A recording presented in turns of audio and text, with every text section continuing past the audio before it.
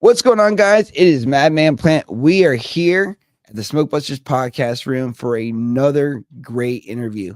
This week has been really awesome. I released my first newscast, which I'm going to share with you guys on Sunday if you haven't already seen it on social media. But I'm really excited about that because as I focus, I'm always talking more about the industry, equity, marketing, the true behind the scenes industry of cannabis. You know, a lot of us focus on the plant itself, but cannabis in the industry is way more vast than that. And to support that, it's great to know a lot. And that's one thing that I'm always doing is educating myself. And this year we've done really good so far. We've already had a lot of podcasts, almost one for every week in January so far, which is really cool because we've been telling more and more stories. And as I go further, I'm going to start doing some recaps on these conversations, making them more of a case studies and more editorials to what we're really talking about when it comes to Smoke Busters Media. And then today would be Smoke Busters Podcast. And as we go forward in the future, Smoke Busters Media will be the news forward facing kind of education side where it's all scripted and looks just like the news. And then the podcast is more of our conversational side. So we're going to be doing a lot of both. And I really like this new direction that we're going in. So today we have VigorousFarms coming on. The guy, his name is Nick, and we'll bring him on right now. What's going on, my dude? What's going on, guys? How are you, by the way? I'm doing great. Thanks for having me. Oh, dude, thanks for being here today. So let's just dive into it. So you are a construction worker who turned into a grower. You have a background in construction, right? That's correct. Yep. So talk a little bit about your experiences with cannabis and kind of just who you are, and then we'll dive into it while I roll a nice joint. No, hell yeah, absolutely. Yeah, so my name is Nick. Born and raised in Minnesota, aka Minnesota. So my cannabis, really started when I was young. My aunts smoked it, my uncle smoked it. Actually, I had an uncle on the Indian reservation in White Earth in Minnesota. He actually grew cannabis. He grew mushrooms. So he was very into all that. And growing up, going to my aunt's place, I'd always smell. When I was little, I had no idea. So when I would go to her place, I'd always smell this smell, and I always knew, like, what's that smell? I'm like, what? I just couldn't understand what it was. But you can always smell it when you go to her house, but you never smelled it anywhere else, right? And so years down the road, when I smoked my first joint, it hit me. I'm like, oh my God, that was the smell that I've been smelling my whole life. You know, it was just kind of crazy. And so that was basically like the introduction of cannabis, was my aunt, basically, from smelling it from her house, which is pretty crazy. You know, 4-year-old, 5-year-old, up until I was 14, 15, when I first had my first hit of weed, I kind of realized, oh my God, I've been smelling this my whole life. So with that, have you ever smoked with your aunt? Oh yeah, absolutely, 100%. Okay, that's tight. That's cool. Yeah. So I had a buddy of mine, actually, for a long time, be her plug, and so she would always hit up on him for weed, but like we always see each other and smoke around the table with our friends. And she was a hoot too, man. She was so out there in a good way that it's just, getting high with her was the funniest thing in the world. Like, all my friends loved doing it because she was just so out there, and we had good times with it. That's for sure. So now, what did you ever get into why she used cannabis? You know, not really. I wish we had more time with her because she passed away. See here, I think we're going on 4 years now. She passed away. Oh, wow. Okay. Sorry about that. Yeah, it was kind of unexpected too, which and it sucked because, you know, now with Minnesota being in its second year of legalization, it would have been really cool to her to be around to experience what we, experience with the legalization in Minnesota right now. So sucks that way that she's not around with us, but we had good times when she was around. Well, you know, you also had that kind of that legacy with her, you know, the being able to kind of get that culture and that influence from her at an early age, not even knowing what it was, to later being able to enjoy that with her and sharing a little bit of that time, you know. It's funny though that you're like, son of a bitch. Now I know what the fuck that was. Like, holy fuck. Like when I smoked that first hit and I can smell the burning paper with the cannabis, it's just, I was like, wow, I couldn't believe it. I was like, yep, that's what it was. Now, when she smoked, was she a person that knew a lot about cannabis, or was she just buying from her dealer? Like, was she into terpenes or flavors or profiles? Just a smoker. I mean, you know, obviously she was, you know, born in, you know, the '60s, and you know, was around that era and time. So like, there wasn't really information about that, you know. So she was just a regular smoker, just loved doing it, you know. And she had her times where she quit for a while, and then she got into the cannabis side of things, when medical side of cannabis, when it came around at 14, Minnesota started doing that. And so she started doing more of the vapes and stuff for her medical reasons.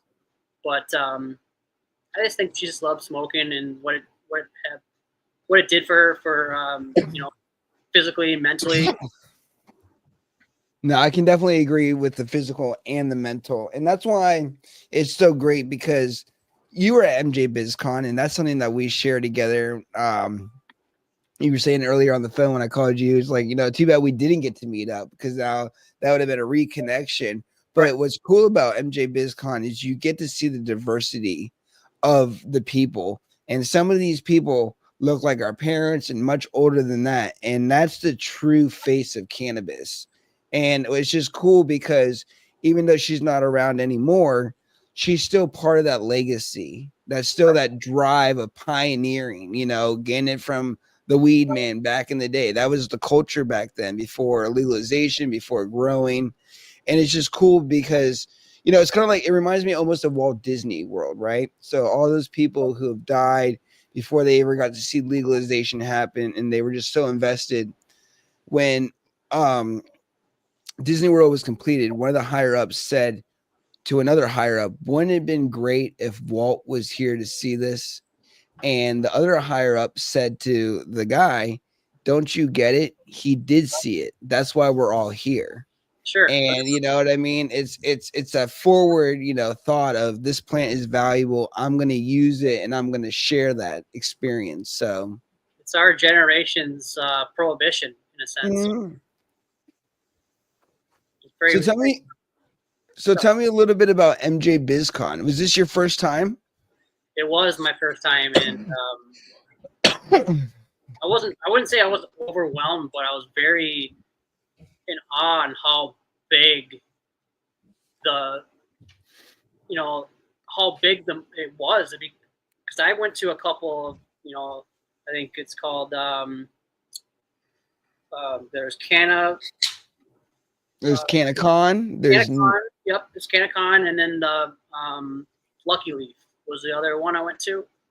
And I mean, that was pretty, you know, decent sized gathering too, but I mean, nothing like MJ Biz. I mean, that was the experience, and I'm so glad I went there. You know, it was so much fun. Me and my business partner had a good time. Now, what was your main purpose? Everybody has a purpose for going to MJ BizCon, whether it's just to network, whether it's looking for angel investors, whether it's to have a booth and put a product out. You know, with what you're trying to do with your micro license and everything, what was your main thing? Were you just getting a feel for the environment? No, I mean, I know what the environment is. It was more to, I mean, because obviously this is my first time ever starting a business in general, let alone a cannabis business. And you know that there's a lot of removing parts in this. There's a lot of different things that I really need help with, like when it comes to consulting, you know, starting out, like who am I gonna use for, you know, equipment, and who am I gonna use? Like, there's a lot of options out there, and it's like, how am I gonna get this all started, really? So my goal was to get out there just to get a feel for all, because I knew all the big companies would be out there, all the big people in the industry would be out there. It would be very, experiencing for, educational purposes to kind of get a feel for a lot of it, because you had so many big people in the industry there. You could pick all their brains, and just suck up all that information. And that's kind of what my main goal was, just get all the information I could possibly get from them and enjoy the scenery, since I knew it was a 3-day thing. It wasn't just one day. So I didn't have to think that I needed to do it all in one day. I could have spaced it out, which helped. So yeah, it was a lot of fun doing that, and I can't wait for next year.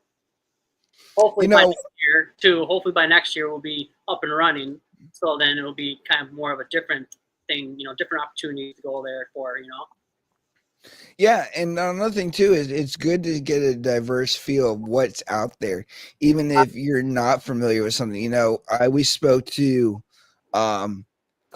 tax attorney. His name's Khan.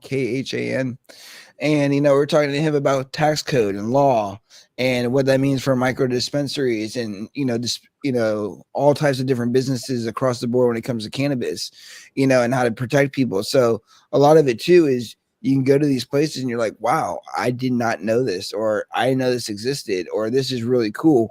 And what I also like to see too is how many businesses that are not a part of cannabis getting inside the cannabis, industry. Like the ATMs. I didn't know that there are specific ATMs that need to be put into dispensaries.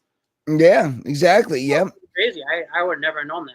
Or like Cat Construction, they had a booth. It's just like a lot of just different things, that kind of really make up this industry. And that's why when people look at the cannabis industry, the flower, the actual plant is just the forward facing of it. It's so many men and women behind it. So let's talk a little bit about the micro grow license. Now, you already have your license? No. So, my business partner and we applied back in August. So basically what happened was they basically told us all that the first round of license was going to be the social equity program. And my business partner was ex Air Force, I believe. Okay, very cool. And so we were supposed to have the first round in around fall time of last year.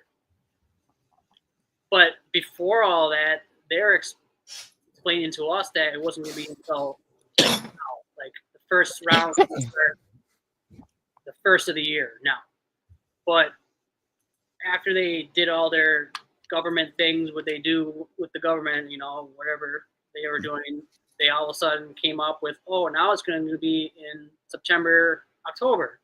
So we had literally a month and a half to prepare for all of this, to get all, our license typed up, which we used a company called MJ Freeway to do our license for us. And so we got it all written up, typed up, and submitted by the deadline. And basically a couple months went by, we didn't hear anything from them. And all of a sudden they're telling us that now it's going to be more like December or the first of the year, which should have been in the first place, the first of the year. And then all of a sudden by, I think late November, 2/3 of the applicants, there's 1,800 applicants in the first round of the social equity, and 2/3 of the applicants got denied. Wow. They didn't give no explanation of why. They just said, you're denied. Now you can basically wait until next round. But like there was no explanation, no reasoning of why that happened. And so a lot of the people that got denied were pissed off, rightfully so. So a bunch of lawsuits were filed that halted the first round. So this basically happened like a couple weeks prior to MJ BizCon. So now after MJ BizCon, a week or so after that, the OCM, Office of Cannabis Management, sent out an email basically stating that now instead of having a social equity lottery round, and I forgot to mention that the first round was going to be a lottery, and our micro business license, they're only going to give out 100. But now since the lawsuits filed, they are now going to merge the first round of social equity with a round of the general public. But now, instead of our license, micro license, having a lottery, it's going to be uncapped. So I guess it worked out in a sense that now it's not a lottery and now it's uncapped. So now once we, get our license put in and it's all accepted, we should be granted this license, and they're expecting it May or June now. Now, with the people that got denied, did they get their money back, or is it like it's denied, end of the road, good luck? Basically, what happened was once they got, before the lawsuits were filed, they're going to get denied for that round, but they were automatically going to be put in the following round. But I think you would still have to pay for the fee for the license again. So you're out that $500 for the micro business, which wasn't too expensive to be honest, especially since if you wanted to get your cultivation license, I think it was $10,000 for that license. Okay. But with the micro license, obviously you're cut with, which is still a lot of square footage if you think about it. They're giving us 5,000 square feet of plant canopy. That's flower canopy for micro business license. But that could be like it's over 2,000 plants. Yeah, I was gonna say a couple thousand plants. Yep, you think about that. Yep, and which is a lot for a micro business. I know a lot of other states. Don't tell them that. Yeah, right. Cut that out. Don't tell them. It's more like 1,000. I meant no. So it's a lot. It's a lot of plant canopy for a micro. $500 really is not that expensive. But so you have to pay that again for the second round. Hulk says you didn't include the political mafia's envelope money. Well, maybe you know what he means. I don't think so. Please elaborate. I don't know what that means. Now, with that being said, how is the state towards you? Are they like? Is it something where it's kind of like here you go, make the best of it, or is there like some handheld? Like, we actually want this, so we're actually going to show initiative and not just offer the opportunity, but to ensure that. But then you said 2/3 of the applications were denied. So, well, the problem was too is that apparently, so we didn't even have like a main person at the OCM. We had like a what do they call it? Like an intern, not an intern, but like someone that was basically just filling in for the spot. So they weren't really invested in this at all. Yeah. You know what I mean? And so I think they said they had like 30, 45, some workers working on all these 1,800 applicants. And something happened where apparently someone told me from the inside, so I'm not exactly sure how reliable the source that told me this is, but they basically told me that they were told that they couldn't work from home on a Friday. They had to go into the office. Like, boo-hoo. I have to go to the office 1 day a week. But that caused them for half of them to quit. Damn, son. So apparently they went from, 40 some workers to like 15. And so I think they really were stressing because they were taking a long time because they weren't telling us information. Like they weren't giving us updates on how the processing was going with the licenses. So we basically just got bombarded with that information that 2/3 of the applicants got denied with no explanation. So there was just kind of like, sorry, you got denied with no explanation. Here you go. And they wouldn't give you an explanation. Even emailing them was a process. Like they didn't get back to us for like over a week. didn't say like the same spiel. Basically, they didn't tell us anything different. It was just the same spiel. Sorry, you're denied, and that was it. There was no. They weren't going to let us. Oh yeah, and by the way, they were supposed to by law give us a deficiency notice in case there was any problems with the application that you sent in, like there were misinformation that wasn't put in. They were supposed to give you notices to fix that, which they did not. So I don't know what happened there. I think they just decided it was too much work because they lost all those employees.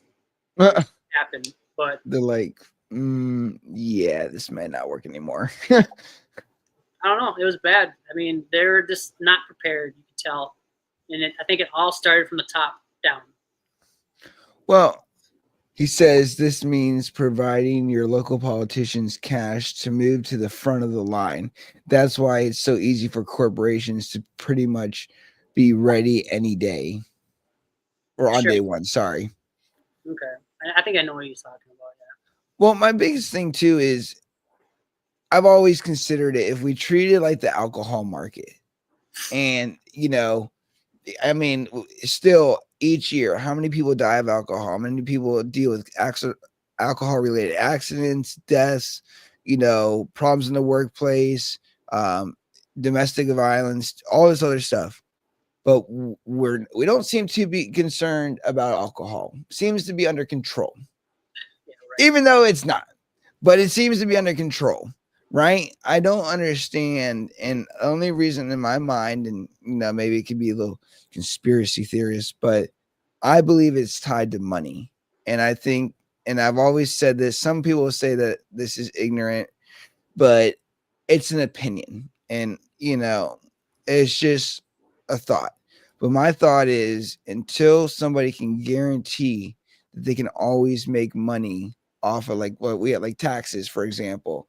Every time you spend money, you gotta pay taxes. So you're always paying a tax, whether it's sales tax, whether it's, taxes at the end of the year, you're always, it's guaranteed, right? But with cannabis, you take one plant. I only have to buy one plant and I can make 1 million plants. With cannabis, I cut out the opportunity. Well, guess what? I can't afford meds at $600 because I don't have insurance, but I could afford a $20 bag of weed, which maybe it won't be the cure to cancer, but I'm going to feel relieved and it's going to help my symptoms and make me feel better. Right.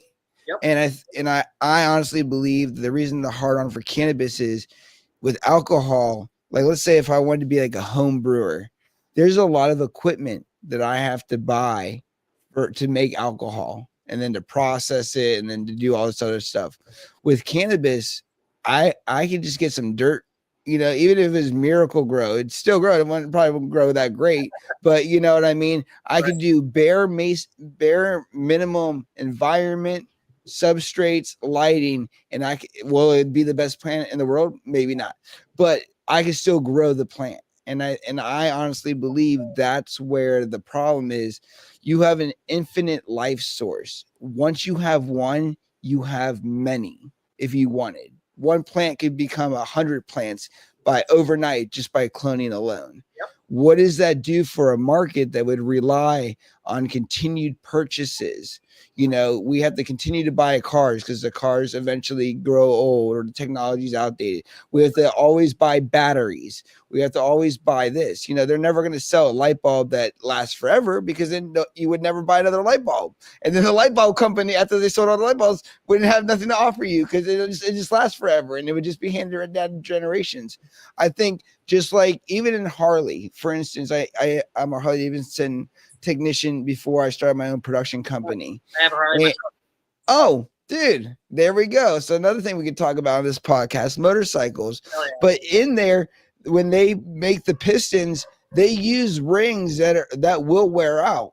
And it's designed because it's an added cost. Maybe it's 15 cents for the ring, but that's added. But what you could get is a Teflon bearing bolt, and they're like little D-shaped things, and they replace the rings. And guess what? They last forever. they don't scrape against the cylinder head, and they don't cause the degrade when they clips into the actual metal itself. There's a lot more benefits to the Teflon rings versus the traditional metal rings. Sure, makes sense. You know what I mean? But Harley doesn't want to invest in that, because when they go to your service, they wouldn't have to replace that part. They just have to put it back. You see what I'm saying? So in ways, we're going on a tangent, but in ways, I think it's tied to money. I mean, that's definitely, that's not far off, I don't think, for sure. Yeah, I mean, it seems realistic. I mean, yeah, if you think about it, it's definitely realistic. I mean, like you're saying, with money, being tied in with money, I mean, I don't have money to pay my bills, but guess what? I got $20 for some weed because I'm pretty down on myself for not being able to pay my bills. So guess what? I got some weed now. You know what I mean? right. It's the thing. It's like, meet us where we're at, right?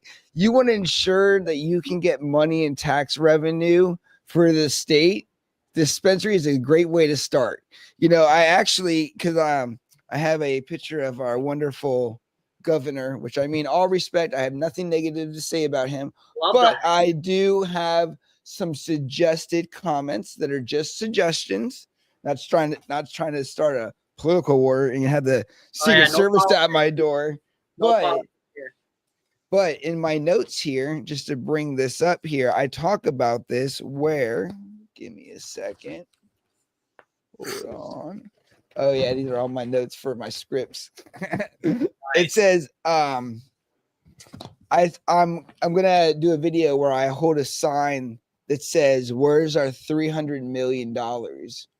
And it's pretty much because legal cannabis could bring over $300 million in tax revenue each year.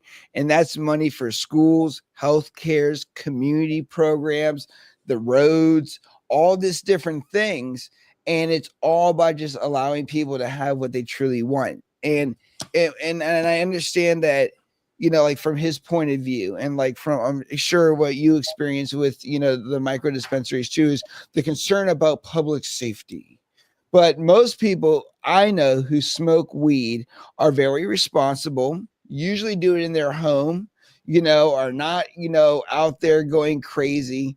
I mean, how do you know, how many friends do we know that are not good with alcohol, right? But they're good with weed. Myself. Oh, you're one of those, right? Are you a recovering alcoholic, or are you just somebody that's? So no, I'm not a recovering alcoholic, but I'm a recovering drug.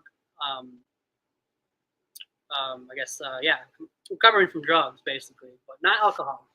Well, we talk a lot about addiction. What was your drug of choice back in the day? Opiates. Okay, yep. What type? Pills. Unfortunately, heroin, and you know, later on, fentanyl. Really? Okay. Well, actually, you know what? See right there, I have Narcan that was given to me at an event because I talk about mental health. Let's talk about that a little bit, you know, because obviously today you're not an opiate user, you're a cannabis user. And we talked to so many people who have really transformed their lives. Talk to me about like your first experience and like kind of what got you down that road. Well, so basically, so when Minnesota legalized cannabis in Minnesota, and we were able to start growing without having to hide it, really getting sober and finding my passion again for growing really helped me stay sober and have this mental mindset to start a business and to get my life to where I know I could get it to. You know, I always had inspirations to do things when I was younger. Like I played hockey my whole life and I was really good at it. I kickboxed and was really good at it. You know, I made a lot of accomplishments in my life, but it seemed like I always fucked it up by either alcohol or drugs. I always had some sort of, you know, distraction with that always caused me not to be successful. And with cannabis, it was such a passion that it just finally got me to the point where I'm like, being a construction guy. I'm constantly getting laid off. I want to better my life in many ways from being sober. And what better way to start in cannabis and become a successful and be proud of something and leave a legacy behind and not be that old person that was just constantly getting distracted by drugs and not making the best of what I could do, you know? And so, in a sense, cannabis saved my life. You know, I don't think with this, I don't think I would be where I am at right now, you know? So walk me through like your average day as like, so you did 3 different main drugs, pills, heroin, and then eventually fentanyl. Yep. Let's start with pills because that's usually the gateway to the other ones. Because from at least from our conversations with other people, unless they jump like right into it. Talk a little bit about that experience. Like, what was your life like? What was your mindset like? You know, why does somebody who understands what opiates can do to them go down that road? Well, the thing is, I didn't really, at that time, you know, when I was younger, I didn't know what like withdrawals were. I didn't know that if you kept taking this stuff, that eventually you get physically addicted to it. I never knew that. And so when I did know it, it was kind of too late. I was already in that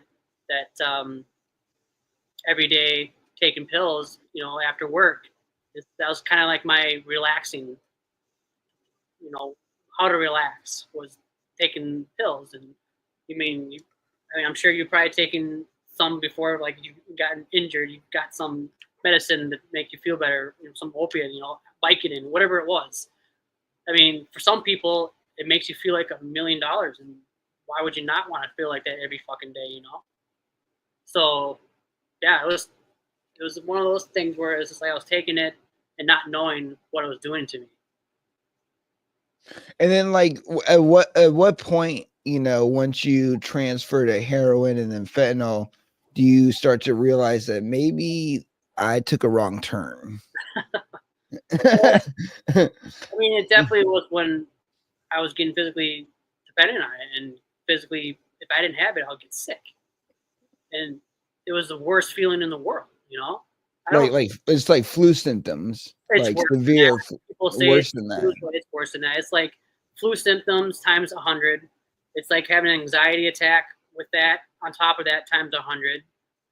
It's just the sickening. It's sickening feeling. It's the worst feeling in the world. I don't wish it upon my worst enemy. I really don't. Not at all. Now, so let's start with the heroin first. Now, are IV like sniffing it, smoking it, never IV, snorting it for sure.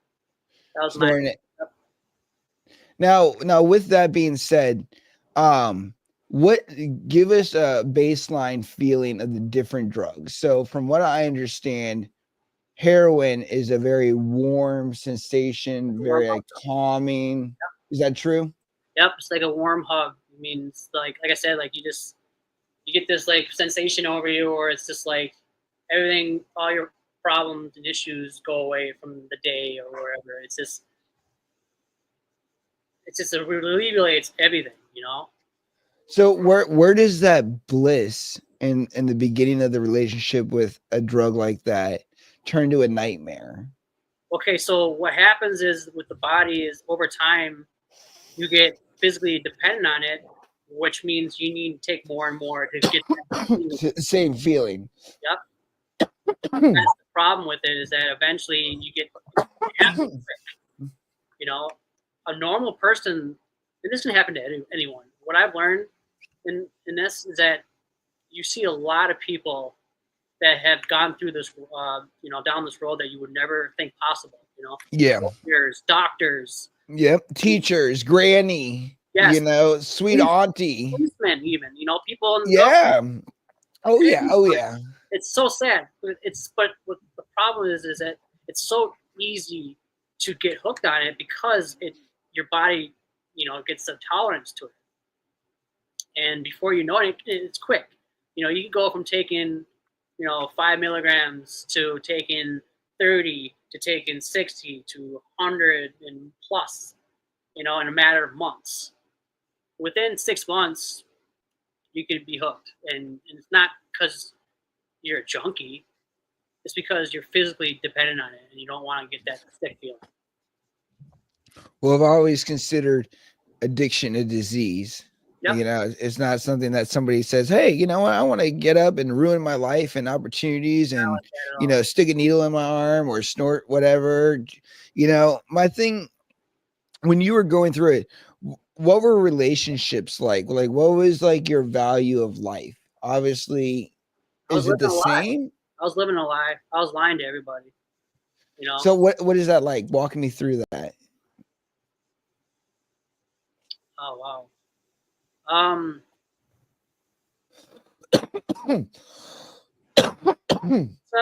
It's hard to explain, man.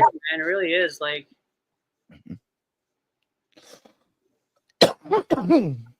you just live in a double life, basically. And it's like, and you want to cry out, so like, you want to cry out for help, so much, but like, you're so afraid of judgment from your loved ones because you don't want to let them down. Well, don't you get the sensation in your mindset that if you don't stop, eventually you might let them down? Of course, yeah, because you'll be dead. But how do you balance that? Because one of my questions, and I've talked to a lot of people who have done substances. Now, I've never personally have done any opiates. My choice has always been psychedelics. So I've done a lot of acid, research chemicals, 2CI, 2CE, mushrooms.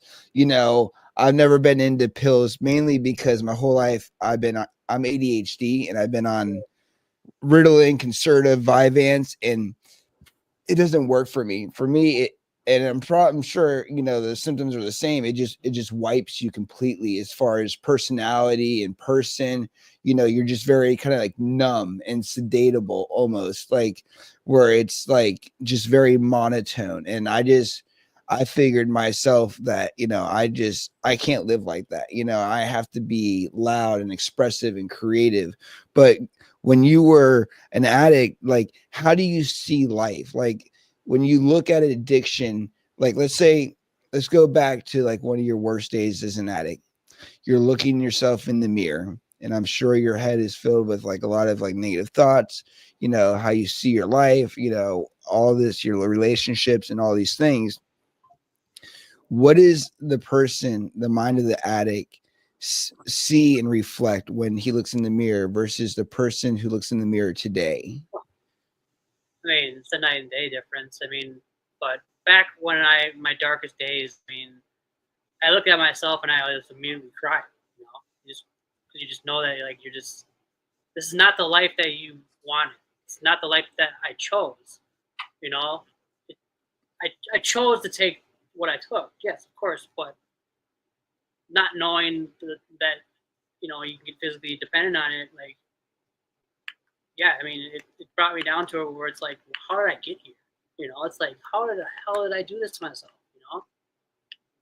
And yeah, it was, you just want to curl up in a ball and just not, never leave the house, never leave that dark room of yours, And the difference between myself now is that I have purpose in life. I'm not saying I didn't have purpose back then, but I really do now have purpose in life. I want to change my life for the best, and having something passionate that I do cannabis. There's nothing in this world that I'd rather do right now. Well, I definitely feel the same way about weed myself. Nothing I'd rather be doing right now than growing weed, smoking weed, lobbying weed, protesting weed, all the good things. I do it because I'm just so passionate about the plant itself. Like, I'm so, like, even when I didn't smoke and stuff, like, if people brought weed around, I just always wanted to see it. Like, oh, let me see it. I'm like, oh, always in it, smelling it, putting my face in it, and like, I'm just so, like, I just love how everything about it, like how it grows, how natural it is, how many, the phenotypes, and like just the science around it is just, Yeah. it's the most beautiful thing I've ever seen in my life. You know, it's just like, that's what really brings me to cannabis, and it's growing it. It's not smoking it really or anything like that. The effect it gives you, it's more just growing it and seeing how much happiness it brings others. That's what really, you know, brings me to it, is seeing how happy others, you know, it makes it, you know. Well, I think, you know, and that's the forefront of breaking the stigma. Is most conversations I have with people are not how high they get or how much they like being stoned. It's the values that you just represented and spoke about, which is the actual growing it, the science, the, you know, the medical properties, that how different terpenes affect different things, you Yeah, know, the true values of why what we consider medical cannabis.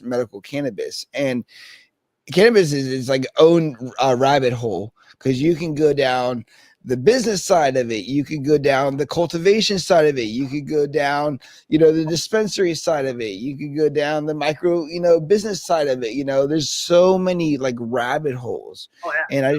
And it's always teaching you something. And that's why also, you know, with growing styles and everything like that, it's just, if you let it, and like you have it, it'll take you away, you know. So it's like, and that's one thing I love about cannabis too, is, you know, you're not, you know, when you smoke this, you have the peace of mind knowing that this is good for you, this is going to help you, this is going to make whatever you're doing it more better, or the experience more enhanced, or whatever it is, you know. And to just be able to walk away, you know, um especially with addiction. You know, my biggest thing with people is, just like yourself, there have been times where people have just, they've almost killed the machine because of addiction. And now to be on the opposite side of it, standing tall. Like when we were in National Cannabis Festival, we talked to a girl who, she said her worst day as an addict was she would close all the blinds and windows, she would turn off her cell phone, she would get down on her hands and knees, and she would literally sift through the carpet trying to find anything that she could find. And that she wanted to quit, and now she is sober. And the reason why she loves cannabis, and you'll probably agree, is she said she wanted something to still give her relief, but something that would allow her to feel. Absolutely. And cannabis is exactly that for her. Yep, absolutely. And the same thing, like in the beginning, getting back, because I took breaks from cannabis. Like I would have stints of smoking, and then I wouldn't smoke. I would have stints of smoking, and I wouldn't smoke. Well, when I was trying to recover from addiction, cannabis 100% got me out of it, and it helped me, you know, take the relief off of a lot of things, you know, and distract myself from all the negatives, you know, because, you know, I know there's a lot of people out there that'll say, well, marijuana is a drug, and I'm like, no, it's not. There's no drug in the world that's natural. It's a plant. It's a plant. It comes out of dirt. It comes out of the ground. God gave us this for a reason, you know. It's not a drug. They say, oh, cannabis is a gateway drug. No, alcohol was, because I never smoked. I drank first. I got drunk. First time I got drunk, I was 13. Wow. First time I smoked weed, I was 15 almost. So alcohol is the gateway drug, you know. But it just helped me get me focused again, you know. It really did. Cannabis, Well, you know. no, I definitely do. It's helped me get focused. Like I said, it's somebody that does severe ADHD. I am all over the place. And one thing I love about psychedelics and cannabis, especially because I do microdosing too, is the fact that when you do like psychoactive drugs, you have, oh, what's up, Gronomics? You have, in my opinion, one of the things I love best is a loss of time. My life, because I own multiple businesses, just like you, I'm a very active person. I got a lot of things going on, and I'm all over the place. And I'm always worried about like what's next, where I do this, when I gotta do that, I gotta do this, I gotta do that. And one of the things with cannabis is, and psychedelics is like it removes that time gap. So sometimes when you're so focused and you're so involved and you're just in your zone, you know, you don't know how long you've been somewhere. Like one of the things is when we were tripping, like out in the woods, like at a rave party, like, you know, you'd be sitting down with a group of people rolling a joint, and the next thing you look up and you're like, holy fuck, where are all the people that I was just rolling a joint with? Where did you guys go? It's like, I felt like I've been here 10 minutes. No, you've been sitting there for 2 hours, dude. Oh my God. You know what I mean? But you're just so involved with just the being in the moment. And somebody that me struggles living in the moment, like being in the present, because I'm always thinking about the future. Sure. You know, that's why personally I have learned to love cannabis, just because I just feel like what we were talking about is like, I feel like it's like ground zero. It's like you can breathe again. You know, it's like the world's falling apart and you're like, it'll be fine. Right.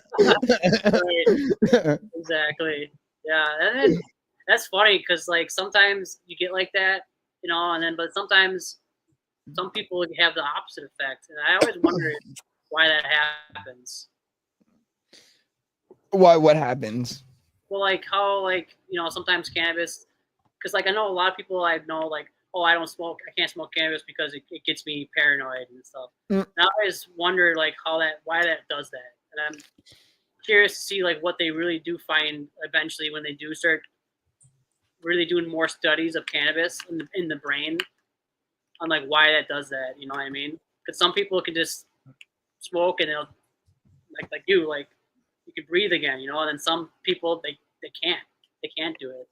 Well, to throw myself under the bus, when I first started smoking, I was one of the people that like freaked out. Like I cannot have a conversation. I'd have to like sleep it off. I would like be going nuts. And then I was like, well, if all my friends smoke and they enjoy it, then what's wrong with me? So I just started smoking more weed, and then now, you know, it's part of my regimen. You know, like it's all, you know, it's what I think about all the time. I think a tolerance thing happens too, like because I've noticed that like if I take a break from cannabis and then I start smoking again, you can definitely feel the effects more. But when like you do it for a little bit longer and you get a tolerance again, it's more manageable for me personally. Hold on. I'm looking this up for us. I'm looking at why. Okay. So I looked up why psychedelics remove time or perception of time. And psychedelics such as psilocybin, LSD, and DMT can alter the perception of time due to their profound effects on the brain's function and connectivity. Here are some of the reasons. An altered neutral or neural connectivity. Psychedelics work by activating serotonin 2A receptors in the brain, particularly in regions like the prefrontal cortex. This increases connectivity between the brain regions, disrupting the normal processes of time-related information. The default mode network, DMN, a network responsible for referential thought and perception of time, becomes less active or disorganized under the influence of psychedelics. Disruption of the temporal processing. Time perception relies on specific brain regions like the prefrontal cortex and cerebrium, or what is that? Cerebrium? Yeah, I think Cerebrium? that's right. Psychedelics can alter the way the regions can communicate, leading to a sense of timelessness or distorted passage of time. Seconds feel like hours, vice versa. So yeah, it's mostly having to do with the sensory and how it's kind of almost rewiring and bypassing the typical process of the brain and how the prefrontal cortex works, I guess. It it disrupts the predictive mechanism, leading to a nonlinear or fragmented experiences of time. So there you go. Today's education lesson brought to you by Smokebusters. More useless information. I'm just kidding. Not useless to some people. Hey, I think it's pretty cool personally. That's what I kind of geek out on because my thing this is like, yeah, it's all a joyride, but at the end of the day, a lot of these things were built and based on people who use these as like sacred artifacts or sacred, ceremonies and have used these to really like alter the mind. One thing about the before the DEA outlawed LSD in the 60s, um they were doing a test with a bunch of engineers, and they brought a bunch of engineers to a building, and they gave them a bunch of LSD, and throughout their time period they had certain hours where they were like communities, so they were with everybody was like inclusive talking.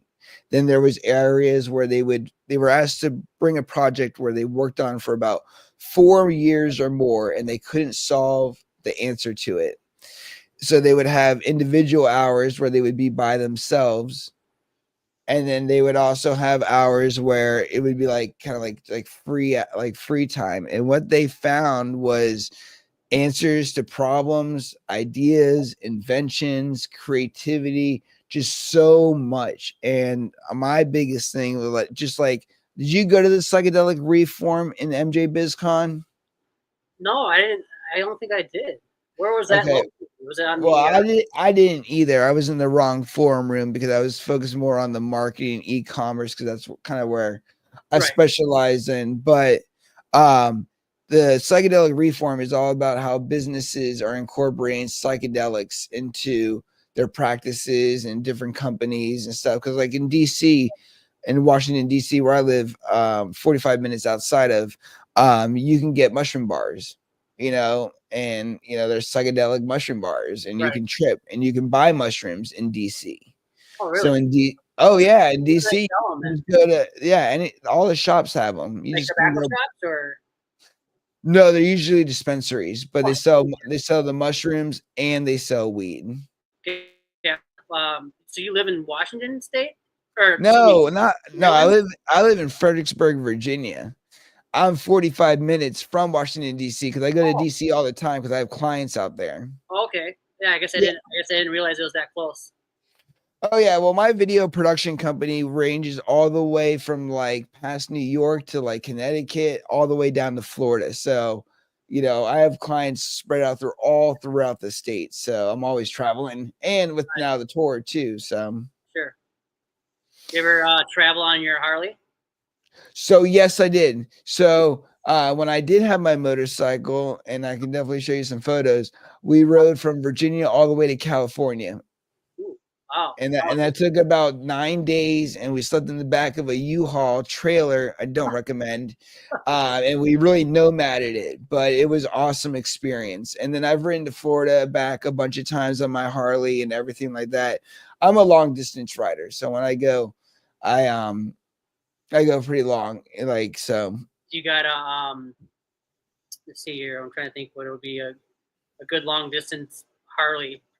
Well, I had a Heritage Softail. Cocktail. Okay. Yeah, so with the backrest, windshield, Well, saddlebags, big bike, you know what I mean? And then I would also strip it down and then I had different seats, like I had a Badlander seat, I had the Mustang seat. And then I could make it look all skinny and sexy looking, or I could beef it up and make it look like it's ready to hit the road the beauty about wherever we go. man. That's the beauty about Harley is that you can customize those bikes like no other bike in the world. Yeah, what about you? What type of Harley did you have, or do you have? I still do have a Harley. I actually my first bike. So I was mainly into rockets when I was younger. And I Okay. still am. Unfortunately, my rocket got stolen. Mm.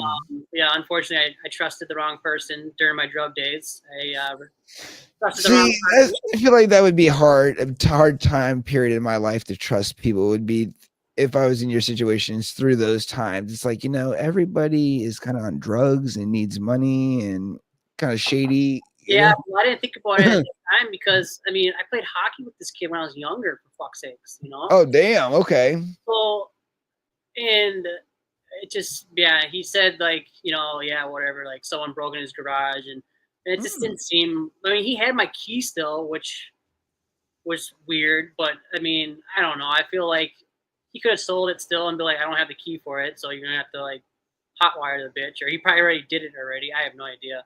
I would be like, can I see the police report that you filed Well, for that's my another thing. stolen bike?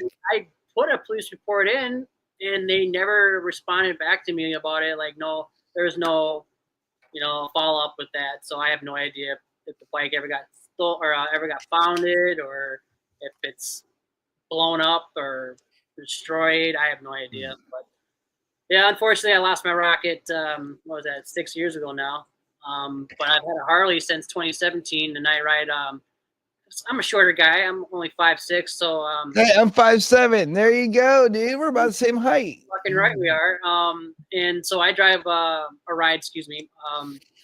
I drive Prius. I'm just kidding. A 2017. It's a they don't make. I don't think they make them anymore. It's the what do they call it? The What kind of bike? The 883, the Iron. Oh, Iron 883s. Yep. Yep. But I put a let's see here. I put A big bore kit on it. I put a Python exhaust system on it, and that thing Nice. rips. It literally sounds like 100 cubic inch Harley. It doesn't sound like an 883. I tell you that right now. Yeah. It's badass though. It's all blacked out. It's pretty cool. I like it. It's all paid off now, so I love it. That's awesome. Yeah, I missed my bike when Logan was born. I sold my bike mainly just because I didn't want anything bad to happen, and also I needed a dad mobile at the time, so it's like that had to go. But I plan on getting another Harley sometime soon because I do miss riding a lot. And is it your son that you said was born? Yeah, my son, he's 9 now. So perfect time. He's getting older. Get a bike and get him involved in it, man. If you guys have projects in the garage or something like that, I don't have a garage, but I do like the idea of getting him involved. My son is a gamer by heart and trade, so to him, he doesn't care about motorcycles. He wants Roblox. The whole, or is he console guy? Is he a Xbox, PlayStation? No, he's PC and VR all the way. Sure. Yeah, like no joke. Like I actually don't play with him that much anymore because it smells so good. Because what do you call it? He beats me a lot and I get angry because I've been on this planet longer than he has, and it's starting to irritate me that I can't win anymore. Oh man, yeah, these kids. Who are you? Oh my god, these kids nowadays are gamers, man. My cousin Matt, I think he's 10 years younger than me about.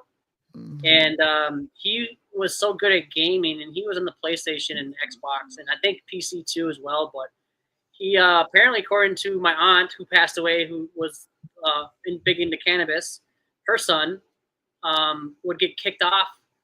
Like PlayStation would ban him because he was so good, apparently, that people thought he was cheating. Yeah, really that good of a gamer. Oh yeah. But I feel like the kids these days now are just their gaming is unbelievable. I mean, especially with the platforms they have now, like Twitch and all that. I mean, these kids are really becoming they can make money off it now, professional gamers, and make pretty good bank, I hear. Oh yeah. Oh dude, my son, he's 9 and he's got it all set up. He'll go upstairs, play the VR, he'll set his computer up. He set up an auto clicker.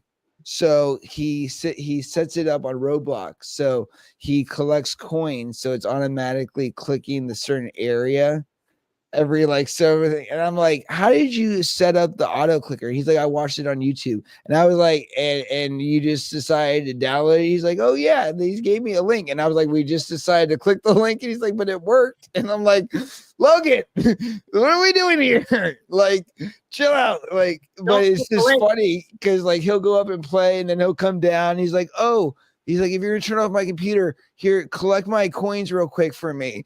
And I'm like, what is going on? Like a little mastermind over here. You're 9 years old. That's crazy. That's nuts. Yeah, I mean, it's a big world now in gaming. You know, kids are starting early, and technology is crazy. I feel like, yeah, I don't know. It's not night and day difference between when we were younger. Because I'm sure you're probably around my age. I'm 35. How old are you? Dude, I'm 35. I'll be 36 in March. That's awesome. Oh, nice. I turned 36 in September here. So, well, go get a colonoscopy. I had one yesterday.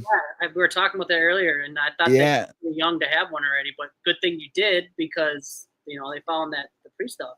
Yeah, because they said it could have activated by 45, and if you think about it, that would have been 10 years, and I could have been fighting for my life. Right. And that's why anybody watching, if you're around our age, I hate the fucking doctor. Like you saw my video with me with the needles. I don't like needles. They had to do it 3 different times, and that's one actually swelled up because it bursted the vein, and they put my blood pressure on, and it swollen my hand up, and I'm like, like, oh fuck. Did they miss the vein, or like they had to put it 3 times? I put a lot of pressure because I'm like nervous, so I hold my hand like really tight, and because I guess because I'm putting a lot of pressure on it, when they hit the vein, it's pressurized, and it's blowing the vein, and it's going through or whatever. I don't know. Maybe the lady just wasn't good at it, but the other lady got it in one shot in this hand. She had to try to do it on my left side.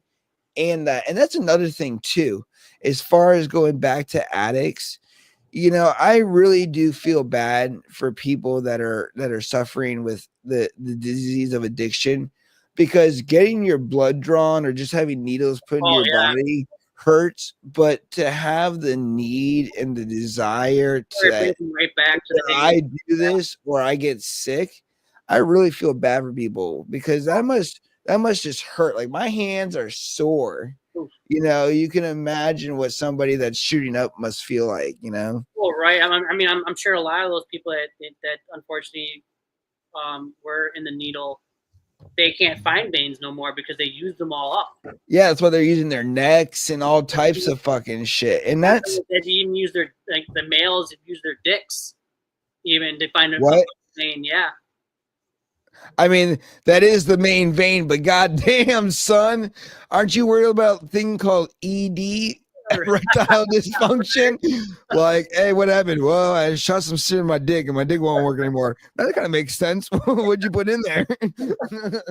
Yeah, not to make light of the situation, I'm not trying to do like make light of it, but I just like, you know what? Maybe just the shooting up thing isn't for me. When I got to the point where I'm like, yeah.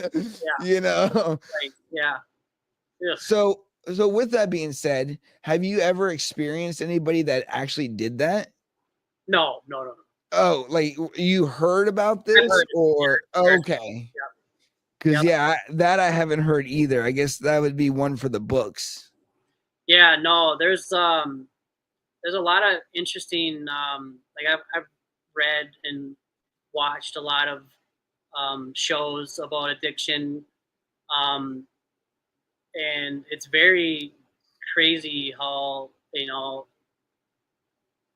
some of the stint that people go to get their fix. Now, with you, when you were at your, like, let's say your worst with it, where you were fully immersed in, the lifestyle of just constantly using to avoid being sick or dope sick, how do you balance morals and decision making? Because at the end of the day, you can't get sick. Right. Yeah. No. I mean, you mean like obviously, I'm sure there's some things that you did to either get like money or were you in a situation where you were more of a stable user? You had everything. Yep, I was very. I always. You weren't a street user where you were like home. Okay, so you were a functioning addict. Functioning, yeah. I was in society working. I mean, a lot of people to this day have no idea that I used before. I took it very privately, and but getting sober, it made me realize that I hid my whole life when I was using, to where I'm more open with it now, and comfortable talking about it, because that was my past. And a lot of people need to realize, future, past the past, future's now. So, but no, I was very going to work, functioning. That's just basically, I just used not get sick. That was basically it. It wasn't because I needed to do it because I, it wasn't anything like that. So, yeah, I wasn't in the streets or anything like that, thank God. And I feel bad for people that are, because unfortunately, a lot of people get it worse than I had it. They get so immersed where they are in the streets, and I can't even imagine what they go through. Well, a lot of the addicts that we've talked to are from that. You're the first person that I've talked to that is more of like on the functioning side, which honestly probably brings in a better, insight to the show, because even though you kept it private, like how would you find a dealer? Like how would you, because there's obviously things you had to do that to get it. Like how does Well, somebody that's I living a knew secret people life from keep it high school. secret? Yeah, I know people from high school. See, like where I came from, like my class, graduating class, we were like druggies. Where like the class below us were alcoholics, and so on. So we kind of, Everybody had their chance. yep, exactly. So I knew people, I know this guy that I played hockey with. So long story short, his parents were addicted to it when we were playing hockey together. So in 1998, like basically in the beginning stages of Purdue Pharma, when they started coming out with the Oxycontins, they were taking um, doctors' prescription papers from the doctors and writing out their own prescriptions. So they got busted from that, and SWAT team raided their house. This is when we were playing hockey together that I found this out later on in life. But so I already knew, that he was able to get stuff. But I met random people from my time that had, connections. But yeah, it was mainly from that one person that I started getting, heroin from him, basically, and then from him, then I met his dealer, and that's who I used before I got sober. Now, let me ask you a question. How many other people, or what would you say the ratio is between a functioning user like yourself, who, you had a job, you had stable money, you were to pay for stuff, you're not selling your soul or your body, or, doing things you regretted. Like one of my friends used to do blowjobs for gay dudes to get meth. And then he said at his height when he was younger, if he had $100 in his pocket and a loaf of bread, he was doing pretty good. And he lived on the streets, you know what I mean? But with that, like, is there a community of like users where like you start to be like, oh look, hey, Jim from Cubicle 34, like he it's like he does it too, and it's like, is there anything like that, or is it when you're living a secret life like that, like it's close the blinds, shut the door, lock everything? Pretty much, yeah. I mean, you kind of, when you're waiting for your dealer to come around the corner, there might be two other people waiting, doing the same thing you are, and he might go to them first, and so you kind of get a glimpse of who they're going to. Same thing, they're driving a nice car. They know that they're probably just normal people as well. So Yeah. yeah, it's more. You would think that it's more people on the streets that are addicted. It's more normal people, married people with kids, normal jobs. Those are the people that are really battling the addictions. Now, would you say that there was ever a point where you honestly in your mind believe that this could work? Like being a functioning. Yeah, like oh, like the stigma, but you know what? I think I got to hold on this. I'm not going to end up like them. You know, like I'm going to be able Well, to do whatever I want and like, not have well, to. yeah, in the beginning, I knew like, oh, I can quit when I want to. I can quit anytime I want to. Of course, everyone says that. Same with alcohol. Everyone says, oh, I can stop drinking at any time. But again, time goes by so fast, where next thing you know it, you're like, holy shit, I said that to myself 5 years ago, and now I'm doing the same shit, you know? So, I mean, yeah, yeah, there's no way. Yeah, I don't know.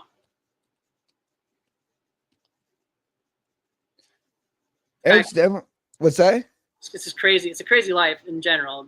I'm just glad that's over with. But I haven't talked about it in a long time, so this is kind of bringing back old memories. Well, I'm sorry. If you want to stop talking about it, we can.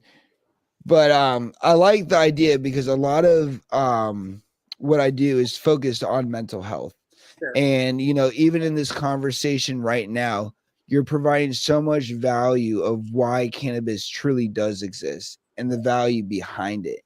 And Right. that's what I'm truly focused on, is because when you talk about addiction, you talk about mental health, you talk about PTSD, trauma, CPTSD, all these different things. These are things that are taking people away, good people, Yeah. and they're burying them, they're killing them, they're dissolving them. Right. And the real factor is a lot of people, even though I wasn't an addict, or anything like that, and you don't even have to be, is the value that you can find something that works for you. Right. And that's this plant. And the Yeah. value that your past doesn't have to be the future. And one of the greatest people I kind of focused on in that statement is Robert Downey Jr. In 1994, he went to federal prison for Heroin. heroin. And Mhm. then all of a sudden, fast forward, is America's superhero. Right. The value, I think, is what would you say is the number one thing that got you to stop, where you're like, you know what, not today? Well, I wanted to be like, like I said, I wanted to leave a legacy behind, and because I always had because like being great hockey player, going far in kickboxing and stuff, and being an athlete my whole life. Like I know, like I could do better for myself. Like I know I needed to get away from the distractions, and that was a distraction. And like, Mm-hmm. yeah, it's just I don't know. It's just I knew I needed to stop what I was doing because again, these hard drugs. You just don't know. Like you could react a bad way, and that's it. Your life is done, and there's so Well, much more to give. 100%. And in all reality, in a lot of sense, you are playing chemical roulette. This has been made in a bathtub somewhere. This has been cut with whatever. And like, for instance, like the real heroin in its truest form, from what they say, is a clear liquid. It's not this brown, like black heroin, like tar that you see on the street. And I know this because I watched this documentary where they give. Oh, you there?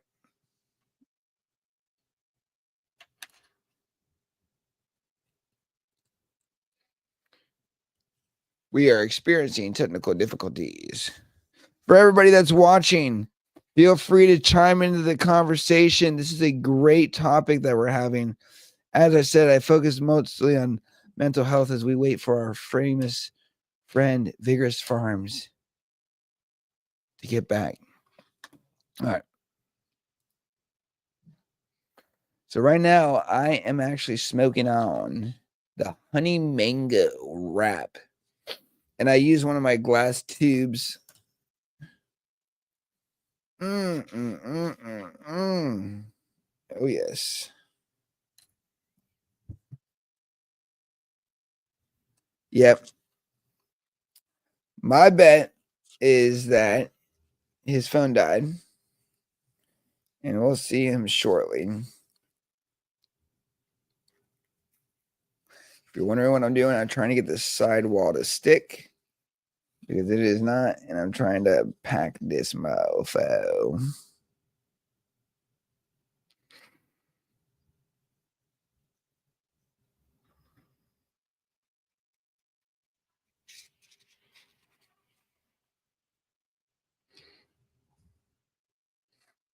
Boom, boom, boom. Everybody that's watching, thank you guys so much for being here, by the way. I really appreciate it. We got a lot of great things coming up this year.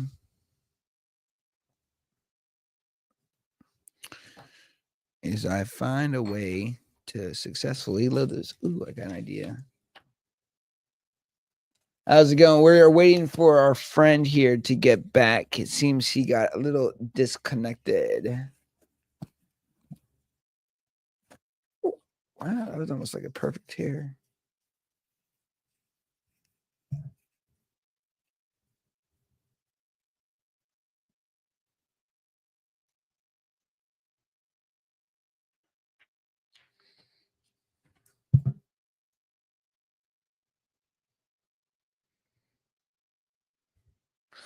And he's back. He's back, everybody. What the hell happened there? I was like, hey, you know what? I'm gonna just continue to roll this. We'll see him in a little bit. I'm sure this is probably Back not the to first. oh, dude, I have so many technical difficulties with my own audio not working, with stuff supposed to be happening. You know, it's just You can't rely on it sometimes, man. no. You just that's the true value I of forgot what I was media. talking about before it shut down on me. We were well. Let's see here. I know We were talking about and all that. yep. What was the last? But we can just pick it up as we were going. We got another like at least 45 minutes. So Well, let's talk a little bit about growing. yes, absolutely. What do you want to know? Tell me. Ask the questions. Ask away. Well, I want to know kind of just about you, like your styles, your preferences, what you like. Sure. Yeah, absolutely. So I normally live in soil, organic style, dry amendments, but I started growing with cocoa recently, which is some people don't know this, that it's actually a form of hydroponics. But I mean, honestly, I love growing all styles. To be honest, I mean, I'm so used to growing in soil, but my first run on cocoa was such a success where I kind of like cocoa a little bit better than soil, but not really. I mean, it's just both ways are beneficial, and there's pros and cons to it all, but I'd say I've been getting into like cocoa style a little better lately. Well, I like cocoa. Right now I'm using the autopot system. Nice. How's that going for you? Very well, actually, but I'm actually thinking of switching and trying out a DWC coming up. What style DWC you're gonna go with? The ebb and flow? I don't know yet. I'm just looking to do it. You know, I have grows going on, so this is not like next week or anything. But I was looking at it because it would be kind of interesting. The only thing I did it with the Hey Abby, which is kind of like it, but I wouldn't really consider that. My plant hermied in the Hey Abby, so I can't tell if it's because of the Hey Abby or the genetics or whatever. But there's some things I do and I don't like about the Hey Abby. One of the things I don't necessarily am too fond of is the fact that it doesn't really have user override settings. So I can't go in there and just turn the light up. It's all done by the app, and the app sorry about that. The app kind of dictates what it thinks is perfect. Like it's always saying ideal conditions. And I'm like, but what if I want to change the conditions? What if I don't want them so ideal? You know what I mean? Right. So it's all right. But with that being said, what do you have right now? Like what flavors? So right now I'm finishing up So I have 6 different phenos of blueberry muffin from Humboldt. Okay. And then I have 3 different phenos of so Ethos Genetics has there's part of so I bought a few different strains from them. I forget which one of them's called, but the other one was Master Kush. And they gave a couple free seeds out of their packs, and it was a cross between Crescendo and Endgame. I don't know if you heard of those crosses. I just call it Crescendo's End. And the 3 phenos that are coming out is freaking amazing. I mean, this stuff is really, really. I mean, I'm surprised they didn't, market this as one of their top seeds. I mean, the 3 phenos that I'm getting at are pretty, really like crystally. They're smelling great. They're so dense. Like, I mean, I haven't seen a pheno like that since. It's probably one of my best runs so far. That's awesome, dude. Yeah, I'm excited for it. And what are the you said it's Crescendo, and that's by who? Ethos Genetics. Okay. So and is those from clones or from seeds? All from seed. Nice. And now are you doing one of those things where it's like, I'm going to grow all these out, I'm going to pick the best 2 or the best one of each and then kill off everything else? Or no, so from just growing from home, I kind of just like to keep it with seeds. I like the pheno hunt, and I like to just like see what I get. But like when it comes down to my business, obviously I'm going to be doing a lot of my own pheno hunts and keeping my own cuts. Yeah, I wouldn't be going from seed. Obviously, I wouldn't be growing every run from seed. So, but growing from home, I just kind of like to pop seeds a lot. I like to see what I get. Yeah, I always like seeds. Now don't get me wrong, for the perpetual grow, I'm really into clones. But for seeds, particularly, I like being able to kind of distinguish because just because they come from the same seed pack does not mean that they're going to grow the same. They're going to look the same. They're going to have the same expressions. They're going to have the same fades and everything. And for me, it's always interesting because, like, for instance, like I once had purple lemonade once. One of my plants was actually purple. One of my plants was actually green. Right, and that's probably. And I don't know why. Different traits from the father, That's just the beauty about the plant is that it's it's like people. You have the same mother and father, but your sister and brother will come out with different traits. Same thing with the plant. They have the same mother and father trait, but they're going to show different characteristics when they come out. You plant 5 seeds, each seed will have a different characteristic of each other. Now, with this being said, what do you look for in the genetic? Like when you work with your micro license, what is it that you're trying to bring to the market? Is it like the funky? Is it the gassy? Is it like old school? Old school skunk, man. Like I totally miss the skunk days. Like I get why everyone likes the candy, the purple. I mean, I get it. Don't get me wrong. I'll be growing plenty of those as well. But personally, I miss the days where you open a bag and you smell it and you look away because that's skunky. That's the shit that just hits you in the face. Whoo! That's what this stuff that I got right now, the Booty Clapper by Capulator. That's what this is. Like when you put your nose up to it, when I open the jar, and even when it's in there, it's like it smells like straight gasoline in here. Nice. Like there's actually, you know what I mean? I love that pungent, and that's why I personally think that the micro grows and everything is just gonna have way better because it's just hard when to care for every plant equally. Right. And it's a lot of work. It's a lot of work. And a lot. I mean, especially if you think about it. I mean, you got all those plants. There's no way you're gonna tend to them all the same, right? Yep. I mean, when you have a microbrew, a micro license, and you're growing small batch, you're really gonna put all that focus in those plants, and they're gonna come out the best they possibly can. Where when you have a bigger grow, I mean, obviously you have employees, of course. I mean, not all employees work the same, you know, because you're only as good as your team. Especially when you're growing big, you know, you're only as good as your team, you know. So smaller grows, they're definitely going to have the better weed. I feel like it's going to be more. I don't know. I feel like it's going to be more passionate. You know, it's going to be more. You're going to be putting more attention to detail to these plants than you would in a bigger grow.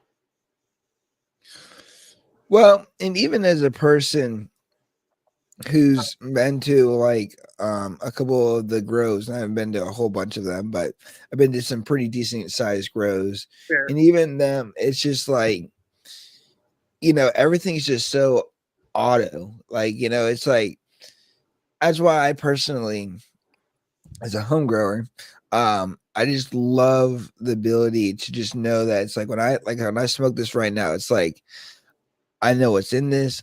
I grew this. It's fucking fire. I had the pride of saying all that. And I think that's where the real value is. Because when you look at like the craft brewery market is huge. And there's so many people coming to the table.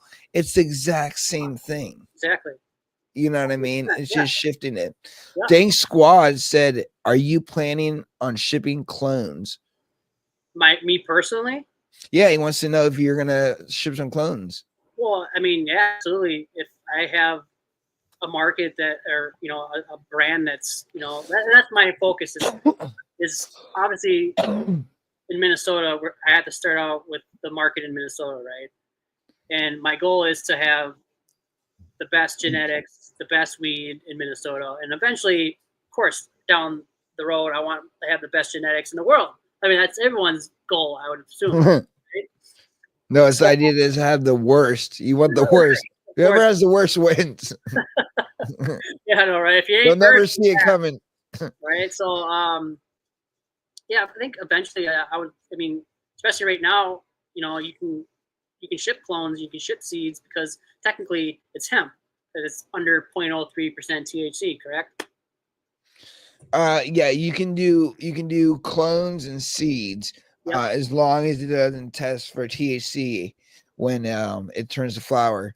But you know, here's a funny story. So earlier last year, I actually got pulled in. Well, I didn't get pulled in. The U.S.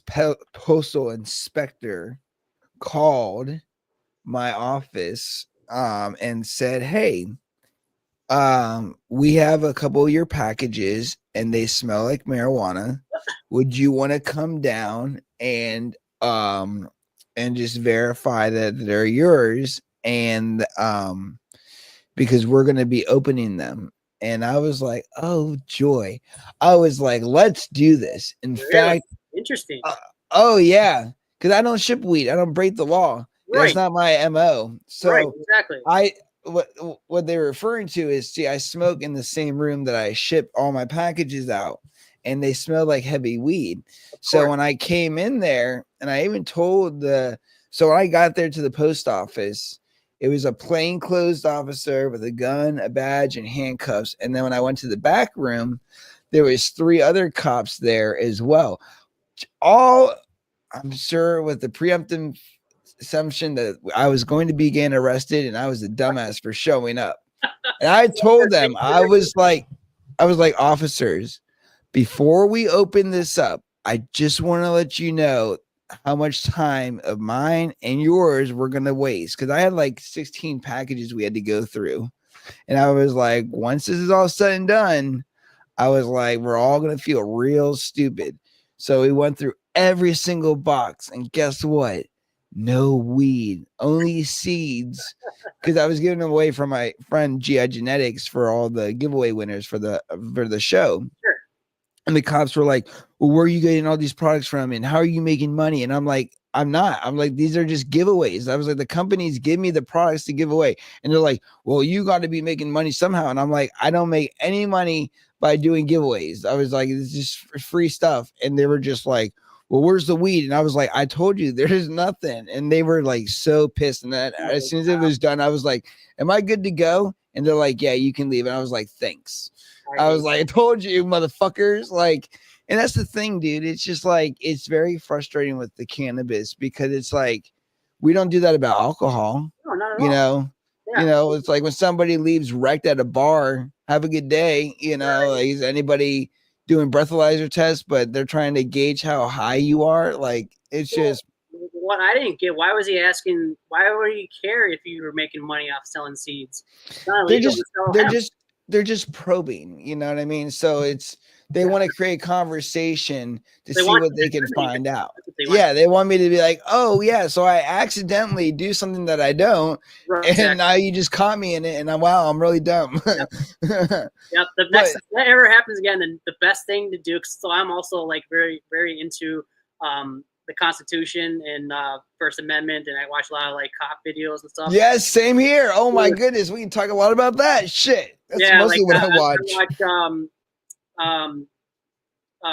what's a lackluster. I watch of course what's that guy from New York? For some reason I can't think of his name. Oh my god, brain fart. But anywho, I watch those guys a lot, and obviously, the best thing to do is to say, you know what? There's no weed. That's all I'm gonna say. I'm gonna remain silent. I'm gonna use my Fifth Amendment right to remain silent. Oh, dude, I will admit, I'm pro law enforcement. I'm anti bad cop. Yep, same thing. I'm all for first responders. I think with the men and women who put their lives on the line, without them, our world and our United States would look a lot different. And I'm very thankful for them. But at the end of the day, when somebody is innocent, you shouldn't. Because I felt very I felt like a little hyena in a wolf's den. Right. Like Yeah, they knew they were guilty. about to fuck me up or something like that. You know what I mean? And right away. it's because you thought there was weed, not because I'm some cartel, gang leader that ships hundreds of pounds of marijuana a month through your UPS here in Fredericksburg. Right. They waste their time with you, period. But they sometimes I feel like they waste their time on small fish, or like they don't do anything about the big fish. The real problems in the world. I feel like it's easier to set an example out of a smaller person because with the bigger person, right? They have influence. They have other people to support them. They got a lot of things. So if you go to question somebody's integrity or whatever, you're going to met with the back a lot of outlash. But when you have let's say like I was targeted for something.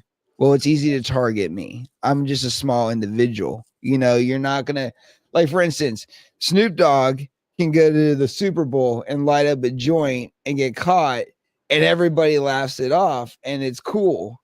If I got smoked with a joint, I'm going to get kicked out of the stadium, and I'm probably going to be banned from doing any more football games. So the value of has to do with money. Back to money.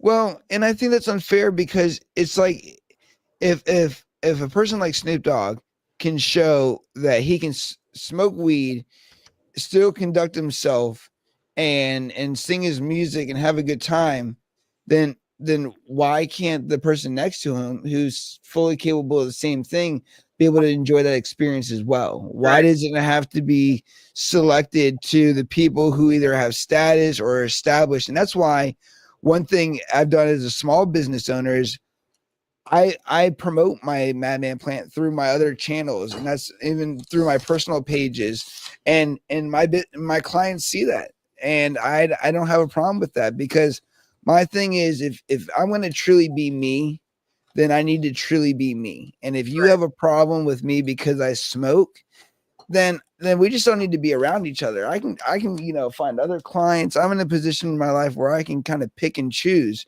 and that's how we should be with people that they disagree with us. Like one of my friends, I always tell this story. I was at her house for a Halloween party, and she fell down the stairs drunk in front of her own kids and was a mess throughout the whole night. I asked to smoke a joint, and she said, "That's fine, but try to do it where the kids can't see you." And I was like, "You're belligerently drunk. What do you care about me smoking weed?" And she said, "Stefan, it's really simple. See, if people find out that I'm an alcoholic, it's totally cool because that's a normal in society. People drink. So wrong. They're not there with cannabis yet. And I was like, So backwards. you're part of the problem. So Like, I'm sorry, but you're part of the problem. Like, you got to go. I agree. It's so backwards right now. I mean, there should have never been a stigma with cannabis. It never should. You know, what I just learned too is the reason why prohibition came around is because back when you know, they banned they banned alcohol, is because people were getting too drunk and being basically really bad people for their children and stuff. Huh. In Sounds society, familiar. yeah, in Hope society, that ever changed. that's why they had prohibition, because back then people drank. So back in like the 1900s and like 1920, when they first had prohibition start, they basically say they drank like 10 times more than what people drink now. Interesting. Or something like that. It's a very high number. So it's like, I mean, it just makes no sense why cannabis is so stigmatized still. It's like they know that no one's never once died from cannabis. Not once. Mm-hmm. No one's died. They know the beneficial medical breakthroughs that they've been having with cannabis. So why have it like why does it have to be like that, you know? I think it revolves down to old money. I think it revolves around to society and culture. Yep. You know, regardless of not, the alcohol industry is a huge industry. Of course. And when you interrupt that, just like, you know, Josh from Raw, who I interview quite frequently, from which I plan to get him on my 2-hour segment, you know, he said when you disrupt a community or a social norm, you're going to receive backlash. And I think when we look at the world that we're in today, we're seeing a lot of people, especially in the cannabis space, really transition to healthier, conscious living, holistic living. They don't want the pills anymore. They don't want the alcohol. They don't want this. They don't want that. And I think to them, you know, that could cause a lot of disruption. And I've always thought that, you know, they could just be combined, you know what I mean? Because, you know, it's still, you know, altered reality regardless of what it is. And, you know, it's like, make this work, you know what I mean? Offer incentives. But I think there's a lot of things. I just don't think, like Governor Youngkin said that a couple of things, like, for instance, it's going to cause the fatality rate in vehicles and unsafe driving. But, and part of the article I read that, you know, a lot of that also relies on factors that have nothing to do with cannabis, Right. like enforcement and driver education, you know, something that has nothing to do with cannabis at all. So I don't think that you can just single-handedly point and say cannabis does this, because even when I got high one time when I was really young, I went into my mom's room at like 3 a.m. in the morning, and I was like, Mom, I was like, I'm really sorry. I'm smoked weed and I think I'm having a heart attack and I'm going to die. And my mom, who doesn't even smoke weed, was like, Stefan, no one's ever died from smoking weed. I still remember that to this day. And I was like, okay, cool. Even she knew. You know what I mean? And it's the truth, you know, but when they tie it together, it's like, you always got to look at the fine print. It's like, and that's why when they're like, oh, we found 3,000 pounds of heroin in the back of this truck and 100 pounds of marijuana. like that's gonna be like the icing on the cake. That really doesn't, man. He was a bad person. He threw the weed in there. Fuck, you know. Well, I feel like they stigmatize weed so much because it was part of a movement. You know, it was part of the hippies. You know, back The in war on drugs. Well, right. That also was the big thing. Of course, that was a huge thing. Ronald Reagan's war on drugs totally, you know, stigmatized cannabis in a really, really bad light, which it never should have. Well, then you have Nixon, who was like, let's be a country that doesn't need a crutch. It's like, bitch, you stole a whole bunch of money and then resigned. Next. Like, you're going to have to get out of here. Okay.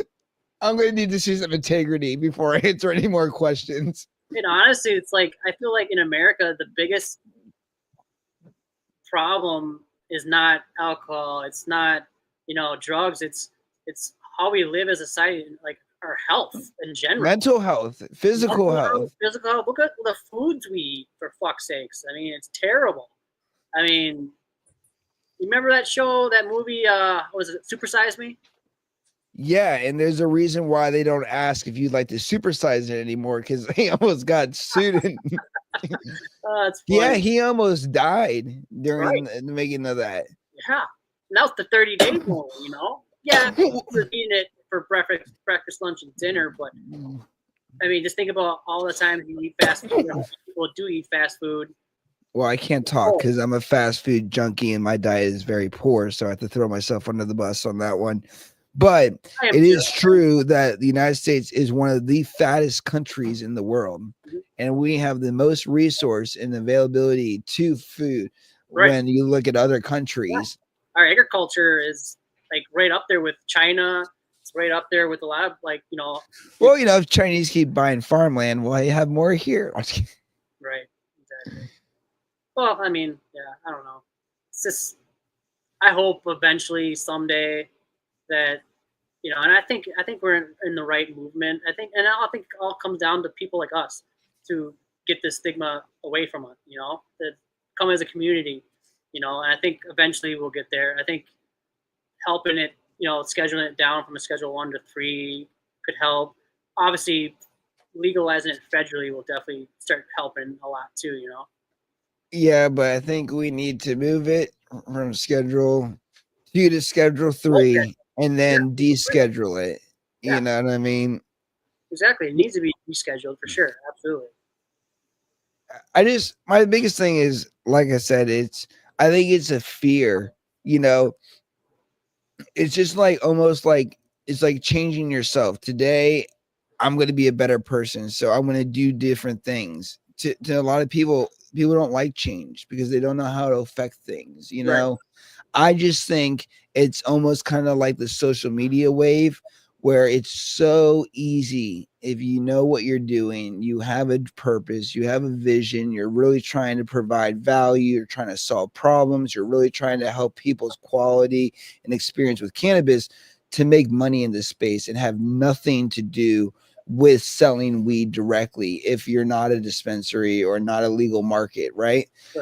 There's so many other ways to make money in this space. And I think when we look at different things, I think it's one of those things is, as the generations get older, as some of these people like Governor Youngkin and other people start to retire out and and new people start to come, we'll have more of a chance. I think it's really mostly, it's just like, it's like the opposite of what Morgan Freeman said about racism. How do you stop racism? You stop talking about it. Exactly. How do you bring legalization to cannabis? You start talking about it. Right. And you keep that conversation. And that's why I think the biggest thing that we can do, and what you'll be able to do as a dispensary and everything, and a grower, is the fact that you'll be able to really connect with the people that do business with you, and you'll be able to understand them more, and that'll help them understand it. Because maybe, let's say for example, your friend's not really hip to cannabis, but let's say for some reason something happens in his life and now he's open-minded, because you've had that trust, because he knows you, he's seen what it's done for you. It's going to be way easy for you to get him to start and be a part of it because of your experience. And that's something that traditional e-commerce and sales can't do, is it can't change somebody's way of thinking. And that's why it's so important for us, even like this conversation, is to inspire other people to make this something that is normalized. Sorry, I'm talking a lot. I get stoned. Hey, nothing wrong with it. Yeah, I totally agree. 100%. Hey, Spanish Straight. What was that? I was saying hi to Spanish Stray in the chat. He said, "Yo, madman." Yeah, I can't see on my side. I can't see any comments or anything, so I have no idea. Okay, so you should see a private chat button, which is like, and then you should see comments. Oh, there they are. Well, what's up, Spanish Dre? Yeah. Lit lick. or Litwick, Dank Yeah, Squad. Litwick, he comes in all the time. He's awesome. Gronomics is one of my really good pals. He's working right now. I haven't seen Fulton before in Dank Squad. He's watching. We had Poppin' Seeds earlier. So yeah.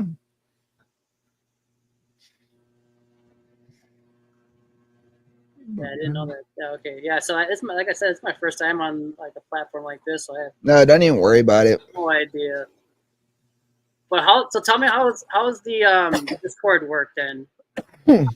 So my Discord is just a place to hang out. I'm on the go every time, all the time. Yeah. I'm not always on social media, so some people feel like they have a hard time communicating with me.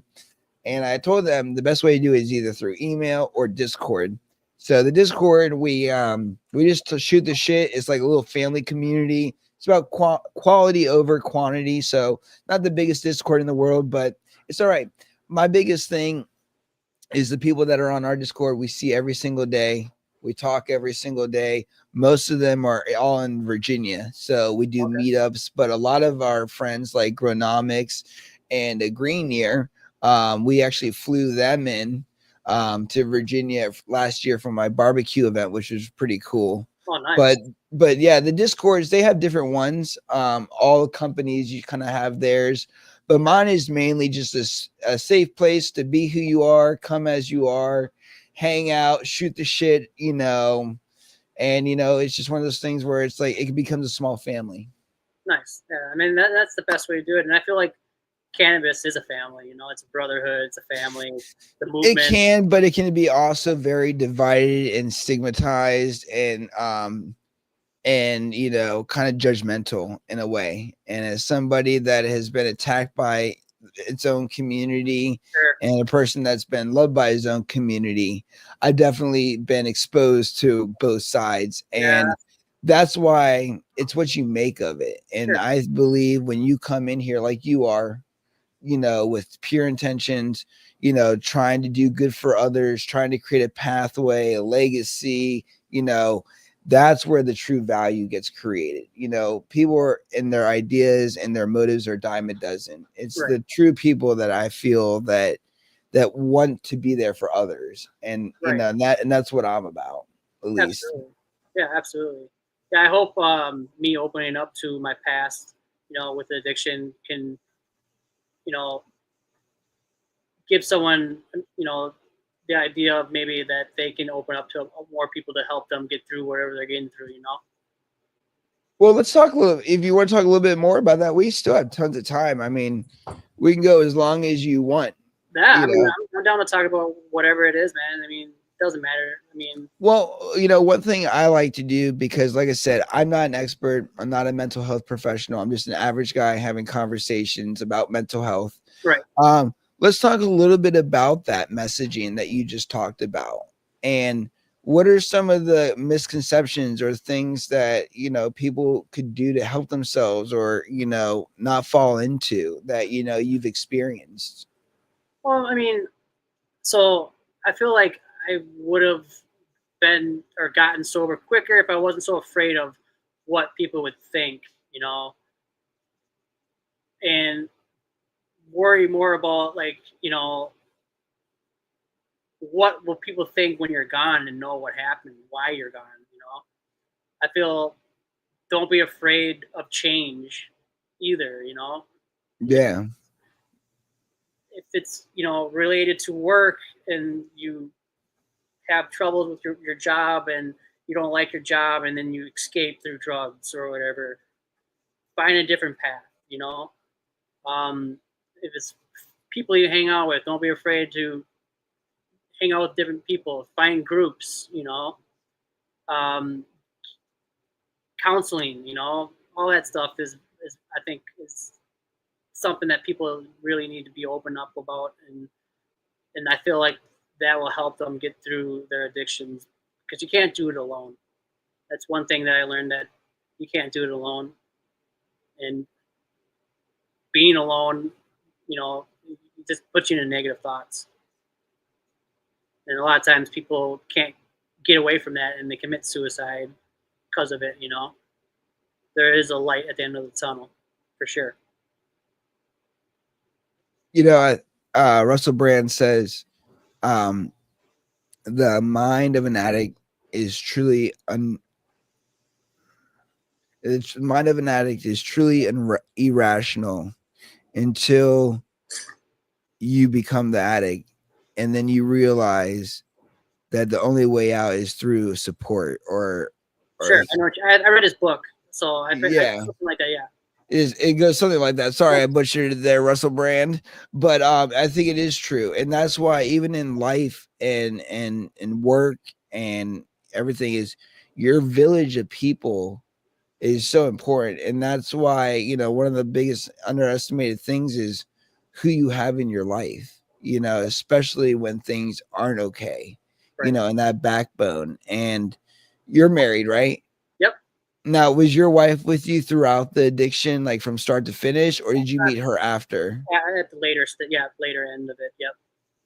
So did she get to see any of that part of you, or is that something that you've just described to her? No, she's seen it at the end of it. Yeah, just at the very end of things. Yeah. So she had when she like I said, like when I was in high school, like I was doing freaking cocaine before nights before I was going to go spar in the morning for kickboxing. Well, I guess that'd be a good time to do it right before kickboxing. Yeah, one punch in the nose, immediately bleeding.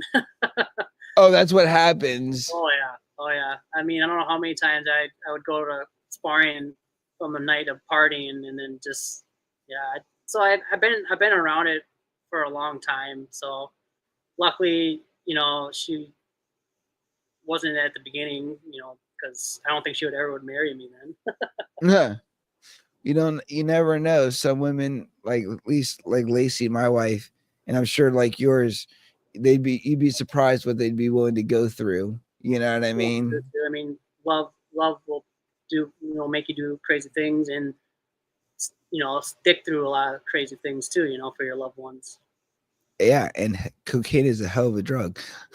I've only done cocaine once, and all my friends were like geeking out. The same thing that happened when I tried mescaline for the first time, which is peyote cactus. And everyone's like, "This is amazing! Oh my god, it's so cool!" And this is what you guys think is cool. This is what I'm like 24/7 in my mind. I was like, I need something to slow me down. Like I don't want to be more ADHD. Like I'm already like that. Well, that's the thing. Like people are either uppers or they're downers. Oh, you can be a downer with cocaine. Well, that's the thing. So when you're on cocaine, taking like a downer, an opiate, yeah, drops you right back down to a perfect level. Like that's almost more dangerous than doing cocaine and then an opiate, because it brings your heart from this to that, and that's how Mac Miller died. From doing a bunch of cocaine and then or fentanyl, and it just stopped his heart too quick, and that's how Mac Miller died, was doing that. And that's a prime example too. Is it doesn't matter who you are, whether you're homeless on the street as an addict, or you're the richest CEO on a 17th, or 50th floor building, who dies over an overdose. It is that chemical roulette, and that's why sometimes you wonder, in their life, especially like looking back at it, as an outsider. You and I probably see a lot differently because you've definitely lived the lifestyle I have not. So there's things that I don't know about, but it makes you wonder sometimes. It's like, well, what was so bad? You know what I mean? Especially when you're in a situation where you get to live a once in a lifetime of opportunity to live like most people can't. And I think that's the true definition of mental health. Is it's not about material things, it's not about statuses, it's not about experiences. If you are truly designed and determined to go, none of that matters. It's like Robin Williams, America, America is one of America's most funniest people to ever live, Yeah, went out a very sad and tragic way. yeah, you would never think you're sad. Exactly. Like now when you were doing that, did you have like depression or anxiety or anything going like that? Yeah, I had depression. There's times where, I thought to myself, like, it'd just be easier to be dead. Of course. Never acted out on it or anything like that, but you have those dark thoughts. And that's the sad thing about drugs is that not only is it bad for your health, it's bad, really, really terribly bad for your mental health. It's almost worse for your mental health, I think. Yeah, it's just you just go through a dark place. It's not a place that anyone should go through, and that's why cannabis, you don't get you're never gonna get like that. You're never gonna to ingest cannabis and get sick off it and feel like you're depressed and want to kill yourself and die. You know what I mean? It's I wish I wish the cartels I'm so glad, not to get into politics, but I'm glad Trump is considering cartels as domestic terrorists now, because they are. They're destroying our community. They're destroying what our future kids will have as a life, and what we have as life now. They're just destroying homes. It's sad. Well, like Tupac said, the hood is all good for nobody. Yeah, no, it's not good for anybody.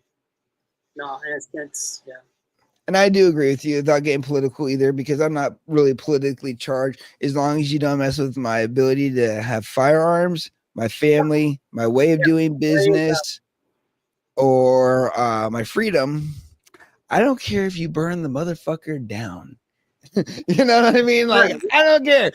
I'm going somewhere else. Yeah, I'm not. I mean, I guess if I had to say, I'm more conservative. Obviously, I'm more, I guess, Republican, swing more Republican, but it doesn't matter if you're Republican or you're Democrat or you're, what do they call it? What's it called when you're not Democrat or you're liberal? Well, no, not liberal. It's I don't know. But basically, I don't know. You're not either or. But independent. If you have good, morals and you're doing it for the right, right reasons, it doesn't matter if you're a Democrat or a Republican. Like, I'll, support it. If you're not going to take away, like you said, my guns, which I am a big gun guy. I got, I like my guns. Conceal and carry magazine right here. I got plenty of it. Got my license to carry. I got these 2 guns. Right, and of course, you don't take away my freedoms like that and my freedom pro-choice and all that. But I mean, I don't know. The world is scary in general, so there's always issues like that, no matter what. Yeah, well, I think so too. As we see time go on, I think hopefully, things will get better. My biggest thing is, one thing is the way that the cost of living, and even as, a person that owns a small business, what that does to small businesses, and the fact that, unlike corporations, small businesses have a very big impact in the way that they do business, because they can do business like corporations can't. And just kind of like with, like a micro, just like a grow, like what you're trying to do, like a micro license, your ability and impact will be much different of an experience than a corporation, and it always will be. And I think the biggest thing is, I feel like, okay, so I feel like there's different levels of cannabis. So you have the baseline, which is where kind of most people relied on. It's whether you're either a smoker or you're a grower, or somebody that smokes, or you support somebody that smokes, or you like cannabis in some way or form.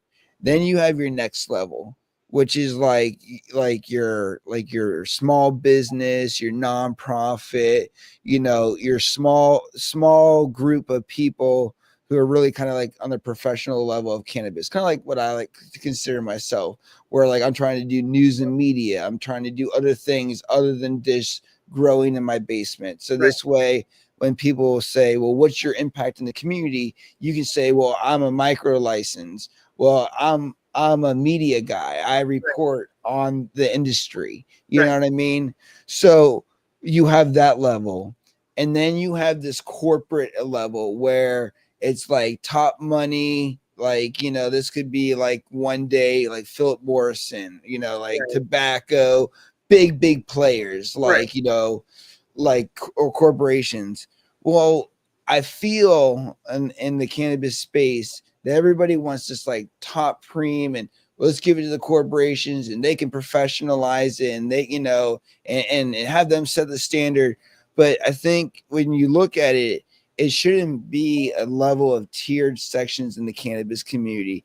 It should be a level plane, and you should have like spectrums. So you have like a waveform of what the cannabis community is. That way it truly rides on itself versus having to either like climb a ladder or being looked down on. Because even as a small person, as like a content creator or whatever you would consider me, you know, people are like, oh, well, who are you? You know what I mean? It's like, well, I'm just another person of the cannabis community, just like you are. You know what I mean? Like, we should look at each other and say, man, I'm so glad that you're part of this community, because now there's an extra person that can stand next to me and say that this is amazing.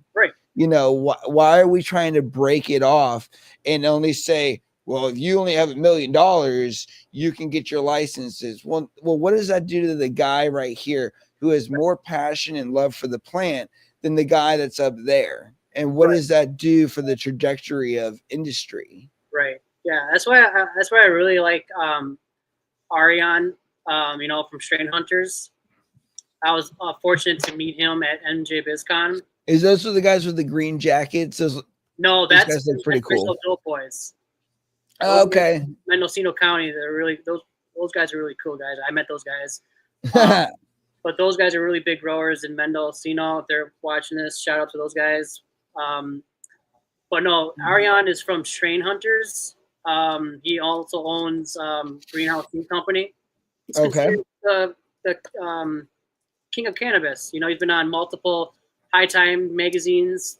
Okay, so I'm kind of a noob, other than growing cannabis and you know, Instagram world. I'm not a legacy person or any of that. So you'll have to educate me. Okay, so when you have time, definitely go on YouTube, because these guys have been doing Strain Hunters for a long time. They're probably the first people to ever do cannabis on social media platform. So they've been doing, I think, even before Canucks. Oh yeah, big time. Since I think 2000, I don't know, I think 2006, 7. I think they've been on YouTube. Wow. Somewhere around there, a long there time. You go. Legacy. Yeah. Oh yeah, these guys definitely. He is from Amsterdam. Oh, great. He was usually from South Africa, but he lived in Amsterdam and had his own coffee shop. But he's very big into, you know, helping the small growers, you know, and not having the, you know, states and countries legalizing cannabis and having it be corporate stuff. You know, they want the small growers, the legacy growers, to continue and to have a word, you know, to have a platform on here and to succeed. So if you watch his stuff, so go to Strain Hunters when you have time and watch a lot of their old stuff. He basically goes out and finds land races, and he's a big, you know, not just coffee shop owner, but he owns multiple grow operations, and like for instance, Thailand. He has. Oh wow! Okay. Yeah, he's really well known in the industry. So if you ever get a chance to look up him, his name is Arian. I think it's spelled ARJAN, I believe. J is obviously silent. Yeah, J is silent. That's awesome. Bob, right? That's cool. That right. J. That's where the J and Silent Bob come from. J and Silent. Maybe, who knows? I don't know. Maybe that's how they got the idea, right? The J is silent. I don't know, but yeah, he's a very well known guy in the industry, and I was able to meet him there. And but like I said, he's very for the low, the farmers, the small time farmers to get to get in the industry and not be taken over by corporate, which is kind Yeah. of what you're saying with the whole tiers, either being just a smoker to a small grower to corporate. It shouldn't be like that. It should just be like you're saying, one line, not multiple. Yeah, because it's one drive, and even in my news report that did you see the equity road news report I did? I don't think I have. Well, even okay, so in there, Crystal from Free My Weed Man talked about, how she almost feels like they're trying to weaponize this plant against us, and that it's more about separation than actually bringing us together. Right. And I feel like that's true in a lot of ways, because you just see a lot of different levels. And even at being at MJ BizCon, perfect example, this year, past years, other years, I've been to some pretty prominent booths. And I would say that maybe, as a suggestion, not trying to, cause any drama in the world, but they would have better people who actually like conversation and like interacting with people. Because it's very disappointing to go up to some of these booths of products and services that we use as growers and to get a really kind of dry conversation. And you know what I mean? And we're investing in products and services and everything. And it seems very transactional. And I Right. think that's also a problem too, is we're so focused on the ability to make money, but money comes from value, which comes from, by being um an attractive person. And by being an attractive person, that means by adding more skills, being able to solve problems, doing things for people that really help the movement forward. And I feel like a lot of times we're so nitpicking and trying to be so picky of who does what and who's involved with how and everything like this. I feel like it leaves a lot of meat on the table when it comes to alternatives or other narratives. Right. Sure. Yeah. I mean, I feel like a lot of people that they're trying to get into the cannabis industry think it's going to be like a overnight riches thing, and it's Mm, not. It's a lot of hard work, for one. I mean, and second of all, I told everyone that when I decided to do this, that I'm not doing it for the money. I'm doing it because I'm passionate about it. One, yep. two. I don't care if I make what I make as a construction worker doing this. I'm doing this because I want to, and I love the movement. I love the plant, and I want to continue moving forward and educating myself on all sides of it. I don't want to be just a grower. I want to learn how to be a breeder eventually. I want to do my own strains. I want to learn about everything about biostimulants and organic growing, and just be almost a jack of all trades. I don't want to just be one dimensional in this industry. Yep. That's my whole goal, is to be the jack of all trades, almost like. Well, I think it's great because wherever you move geographically, being able to be diverse. And that's why when people are like, oh, so you teach people how to grow cannabis. And I'm like, yeah, I target the beginners. And my ideal audience are the newbies, just like I am, because in Right. a lot of ways I still am. So I'm Sure. not trying to be somebody I'm not. I'm just trying to teach people what I already know that's worked for me, whether Right. they do it differently or whatever. But the point being is, you have these people who are like, well, I've been doing this for 40 years. What are you going to teach me? And Yeah. it's like, bitch, yeah, it's the 21st fucking century. What could you fucking learn from the industry? It ain't like, all these Right. old lights and shit like you're doing, like That's in one these thing old I've ways. learned. Yeah, that's one thing I've learned about being on like Facebook, like cannabis growing communities. Like you'll post some things, or like someone will ask for help, and then a lot of these people are attacking them. Like, what, you don't know this? Like, what's wrong with you? And it's like, dude, everyone's like trying on their own terms, you know? It's like, relax. Like, a lot of people almost like are offended that you don't know this, or like if you like have an opinion on something, like they get offended, like, oh, I've been growing for this long, like I know all this shit. And it's like, dude, whatever, man. Like, like to relax. It's gonna be okay, you know? I used to be in the Jeep community, and it's the same thing. If you did not take out the engine, use your wife's oven, and use her living room table to put back the push rods in the engine, you're not a real Jeeper. You know what I mean? Like it's everywhere. And that's the problem is I thought we were all into this together. And that's why it's like, where does all this opinion and dictatorship of how things are supposed to be when this plant can be grown 1,000 different ways? This thing is a weed. It's technically not even a plant. Right. Exactly. You know what I mean? And people are acting like, you know, like they're God's gift to these plants. It's like, well, like you said, well, if you weren't back in the early 60s in Humboldt County and you didn't press hash rosin with who and so, then you're not a real dabber or whatever. And it's just like, bro, I smoke weed, you smoke weed. I thought that's what the commonality was, but I guess you're on a different level. Yeah, I mean, like I fucking grew one of my first indoor plants like 10, 15 years ago in a fucking closet with a regular normal light bulb on the top with 2 normal light bulbs on the side, regular fucking soil with like, I think I used some kind of Miracle Grow, like, I don't know, mix in the water and pour it in, and it grew just fine. You know, so like you said, it's a weed. It's gonna adapt on, you know, to its conditions one way. It's very resilient, you know, like a weed. They're resilient. You'll pull them and they'll grow right back.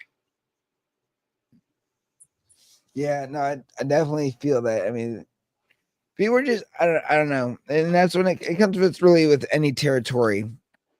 But it's just like it's just funny how it's like, dude, relax. Yeah, people need to learn how to relax and smoke some weed, man. Yeah, man. You know, come on, Cheech and Chong it. You know, come on, dude. You know, That's what I'm saying. Yeah, I know. I mean, again, like in any industry, any profession, you're gonna get that backlash, and those people. You know, they're always gonna be those people. Unfortunately, like I said, the world, unfortunately, is a dark place. You know, people are dark, but there's a lot of light and a lot of good too. You know, but yeah, comes with the territory, I guess, of being human.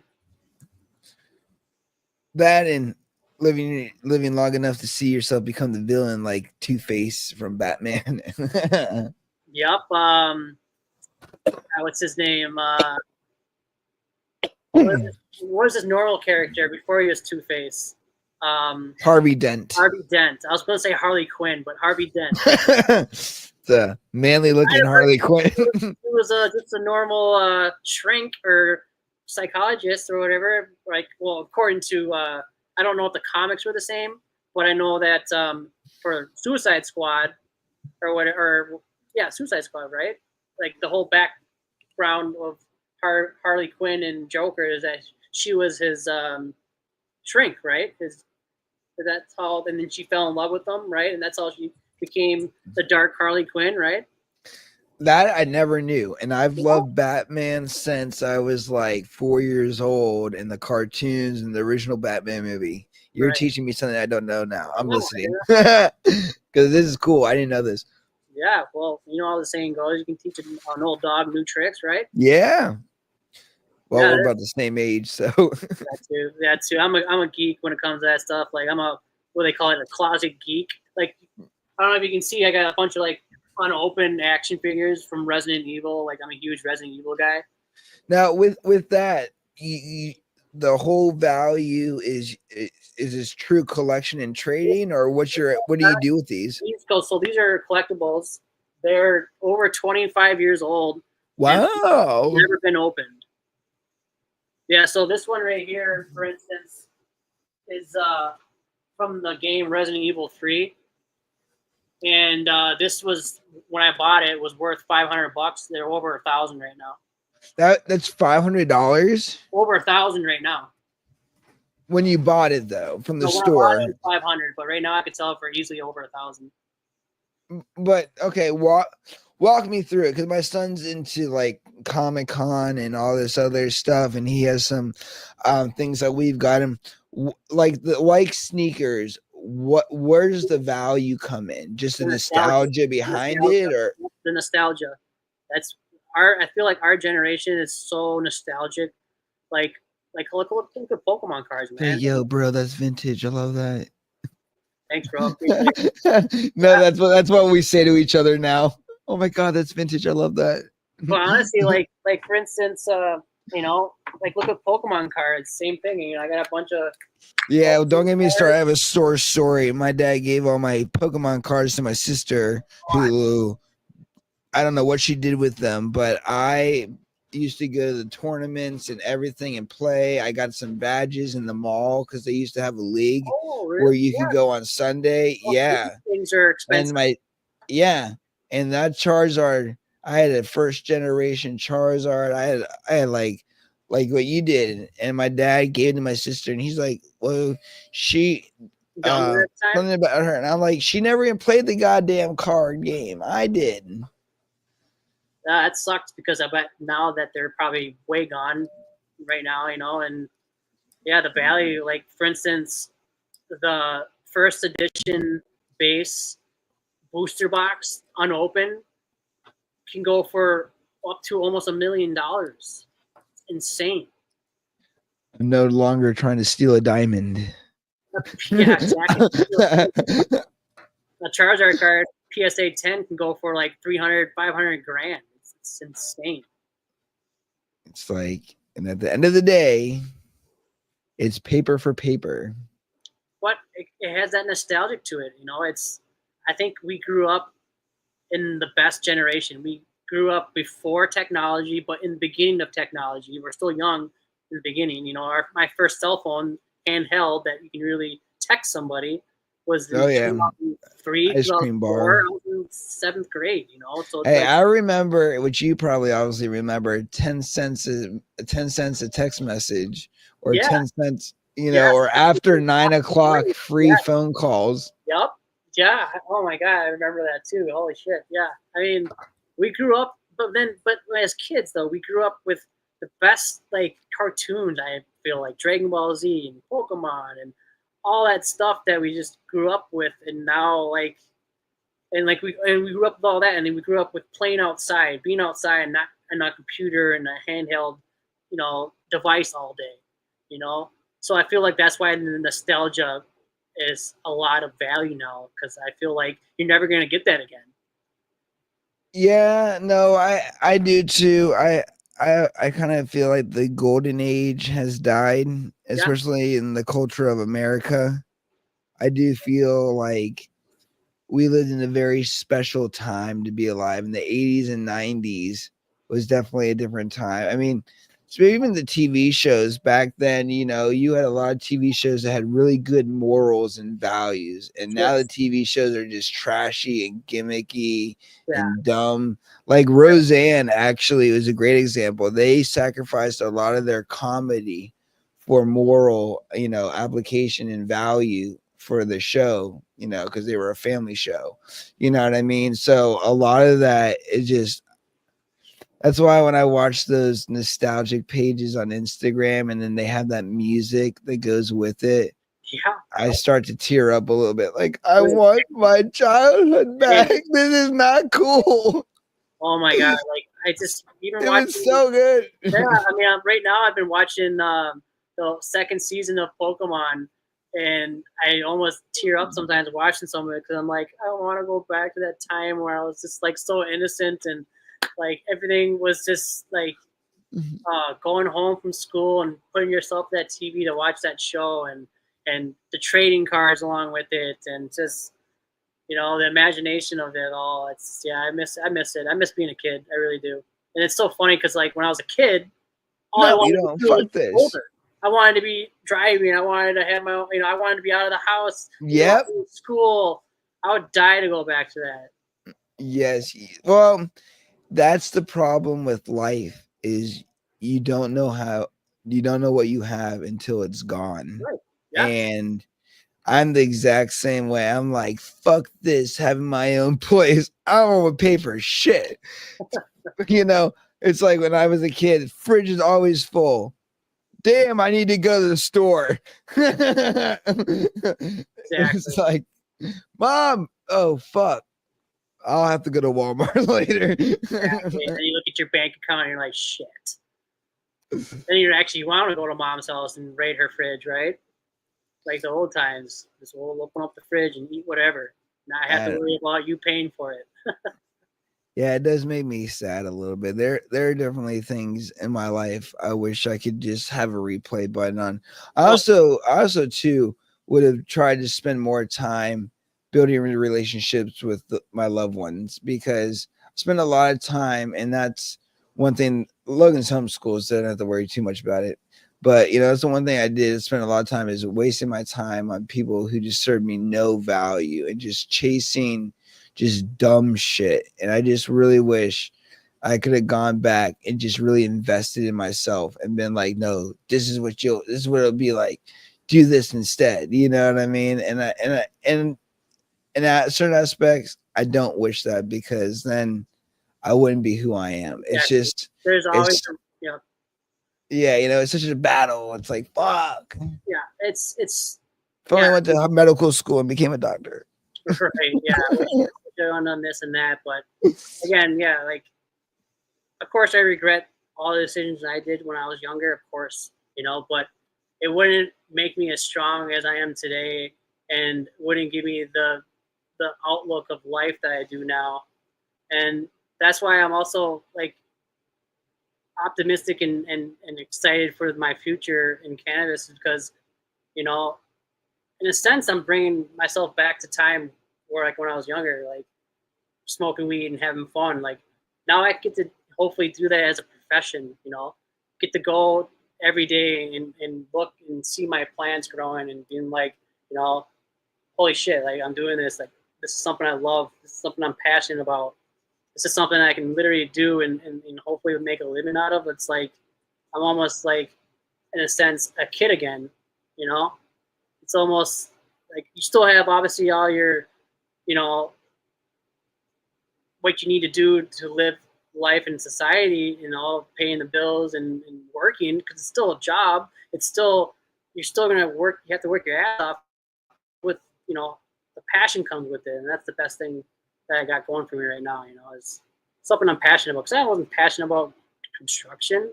This is a job. It was a good paying job. Like, making $50 an hour working in construction is really good money, but it's only as good as when you're working. That's the problem. It's so up and down. And I felt so stuck for so long. And so I'm so thankful that I'm having this opportunity to do this. And I'm glad I'm taking that leap in life.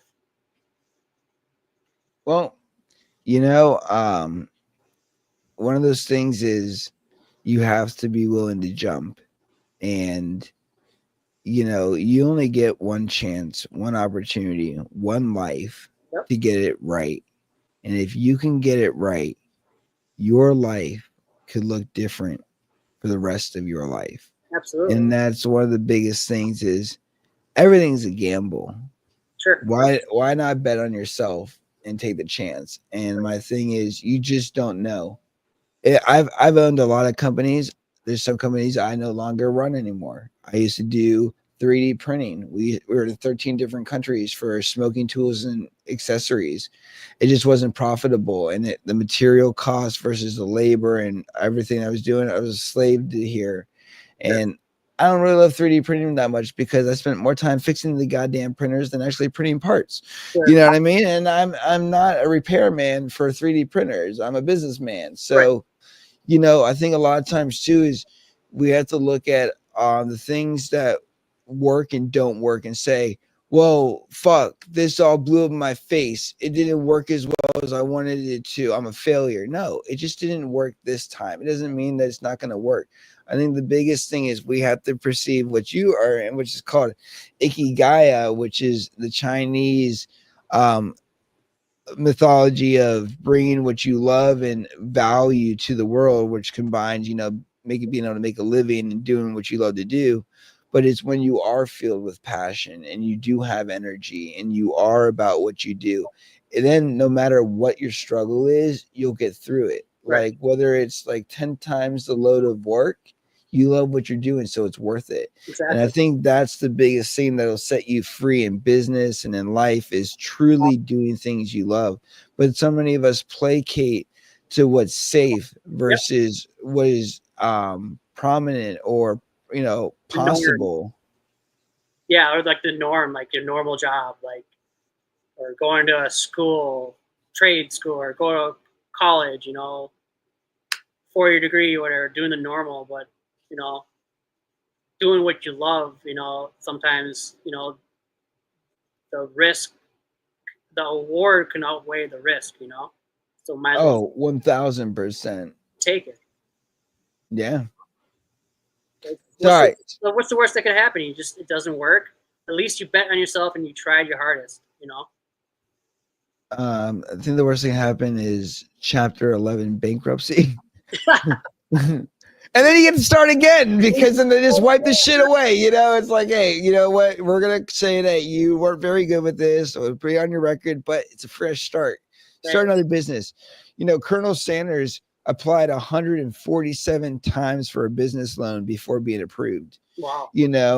A lot of these big companies and people did not get their success until later in life. Most millionaires did not make their first million until about 50, and billionaires usually start around 65 years old. Wow. So my biggest thing is just like everything, life is long. Live it, the way you want, but you can't get mad about how you end up if you don't put it in.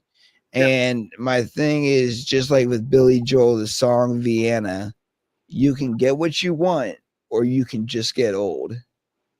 Right.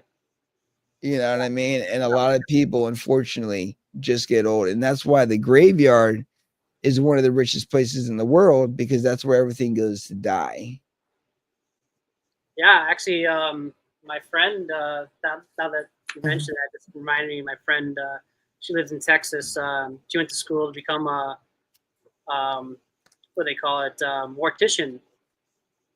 Oh, nice. Dr. G. Yeah, so now she's working with dead bodies all the time. But it's a big business. Death is a business still. It's crazy.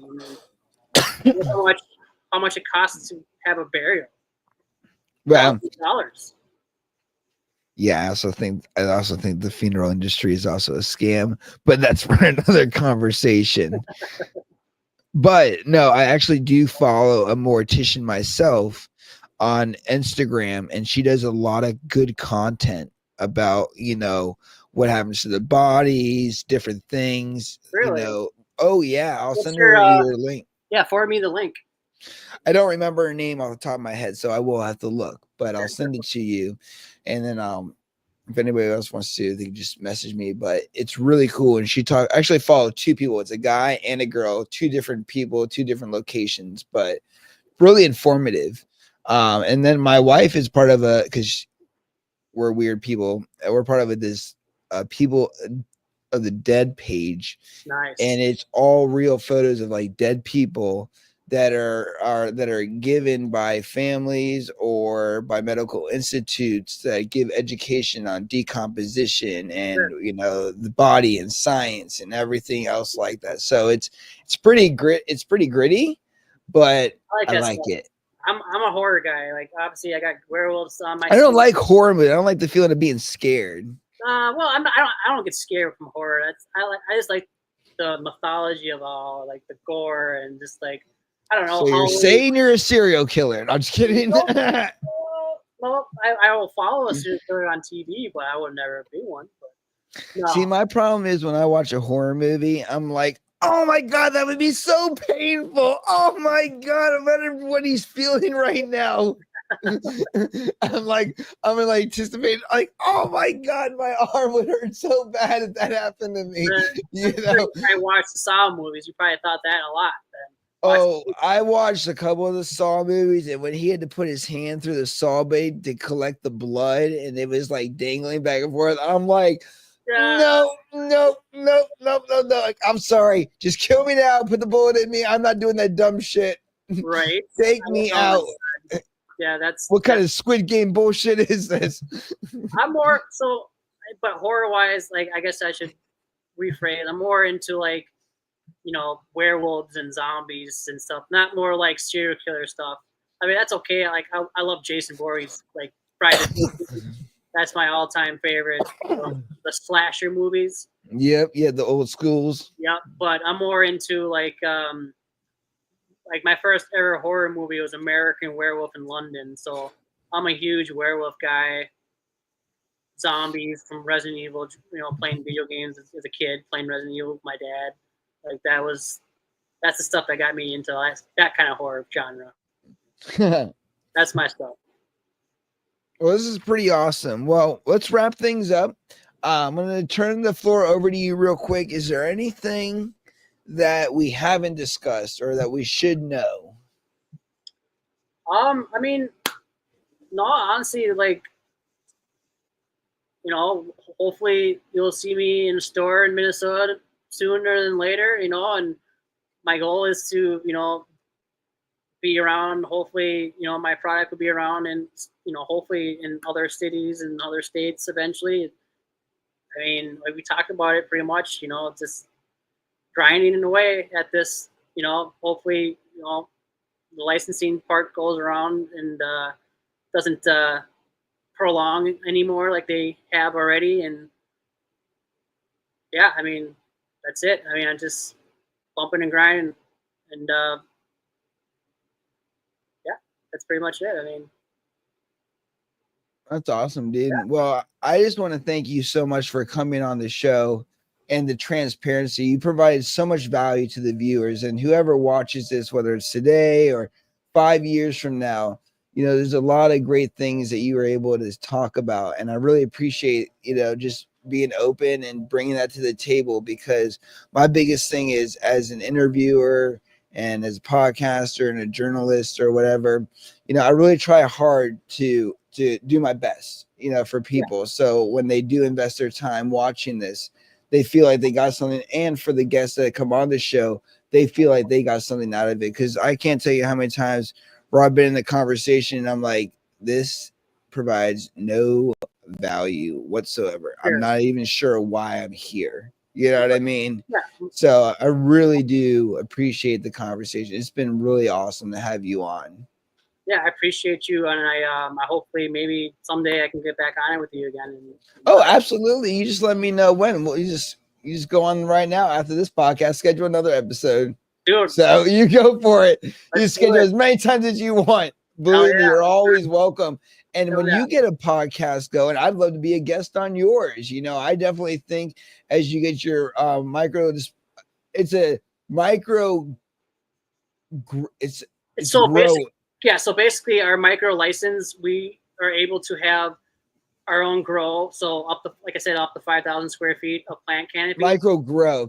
I keep getting the dispensary and the grows mixed up because they're we can also have our own dispensary, our one dispensary. Oh, there you go. Yep. So we can sell our own products as well as other micro businesses as well if we want to. So we have that opportunity to do both, which is nice. Well, that's fantastic. Yeah. And before we get off, let's definitely shout you out so everybody knows where to follow you so they can support you, like your page, get you some more followers, because, we're all trying to get to that 1 million mark.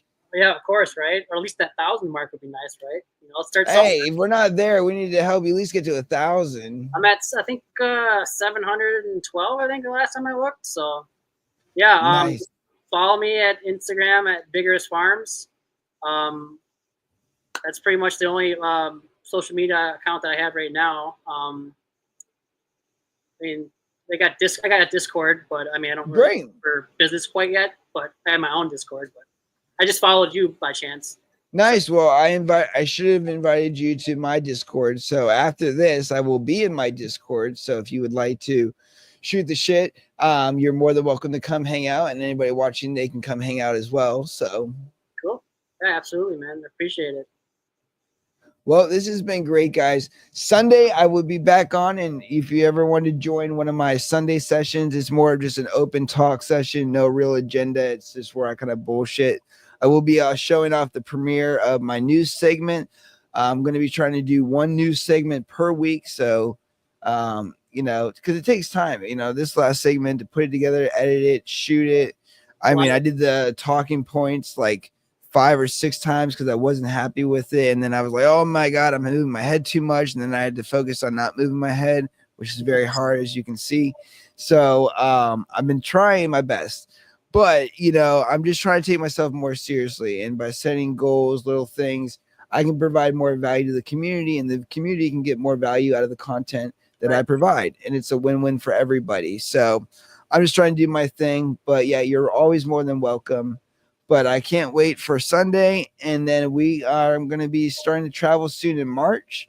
And we'll definitely have to get connected again. And hopefully maybe we'll be crossing paths. Will you be at MJ BizCon this year? Yes, I definitely will go again. Then we'll definitely connect. Absolutely. Sounds good to me, man.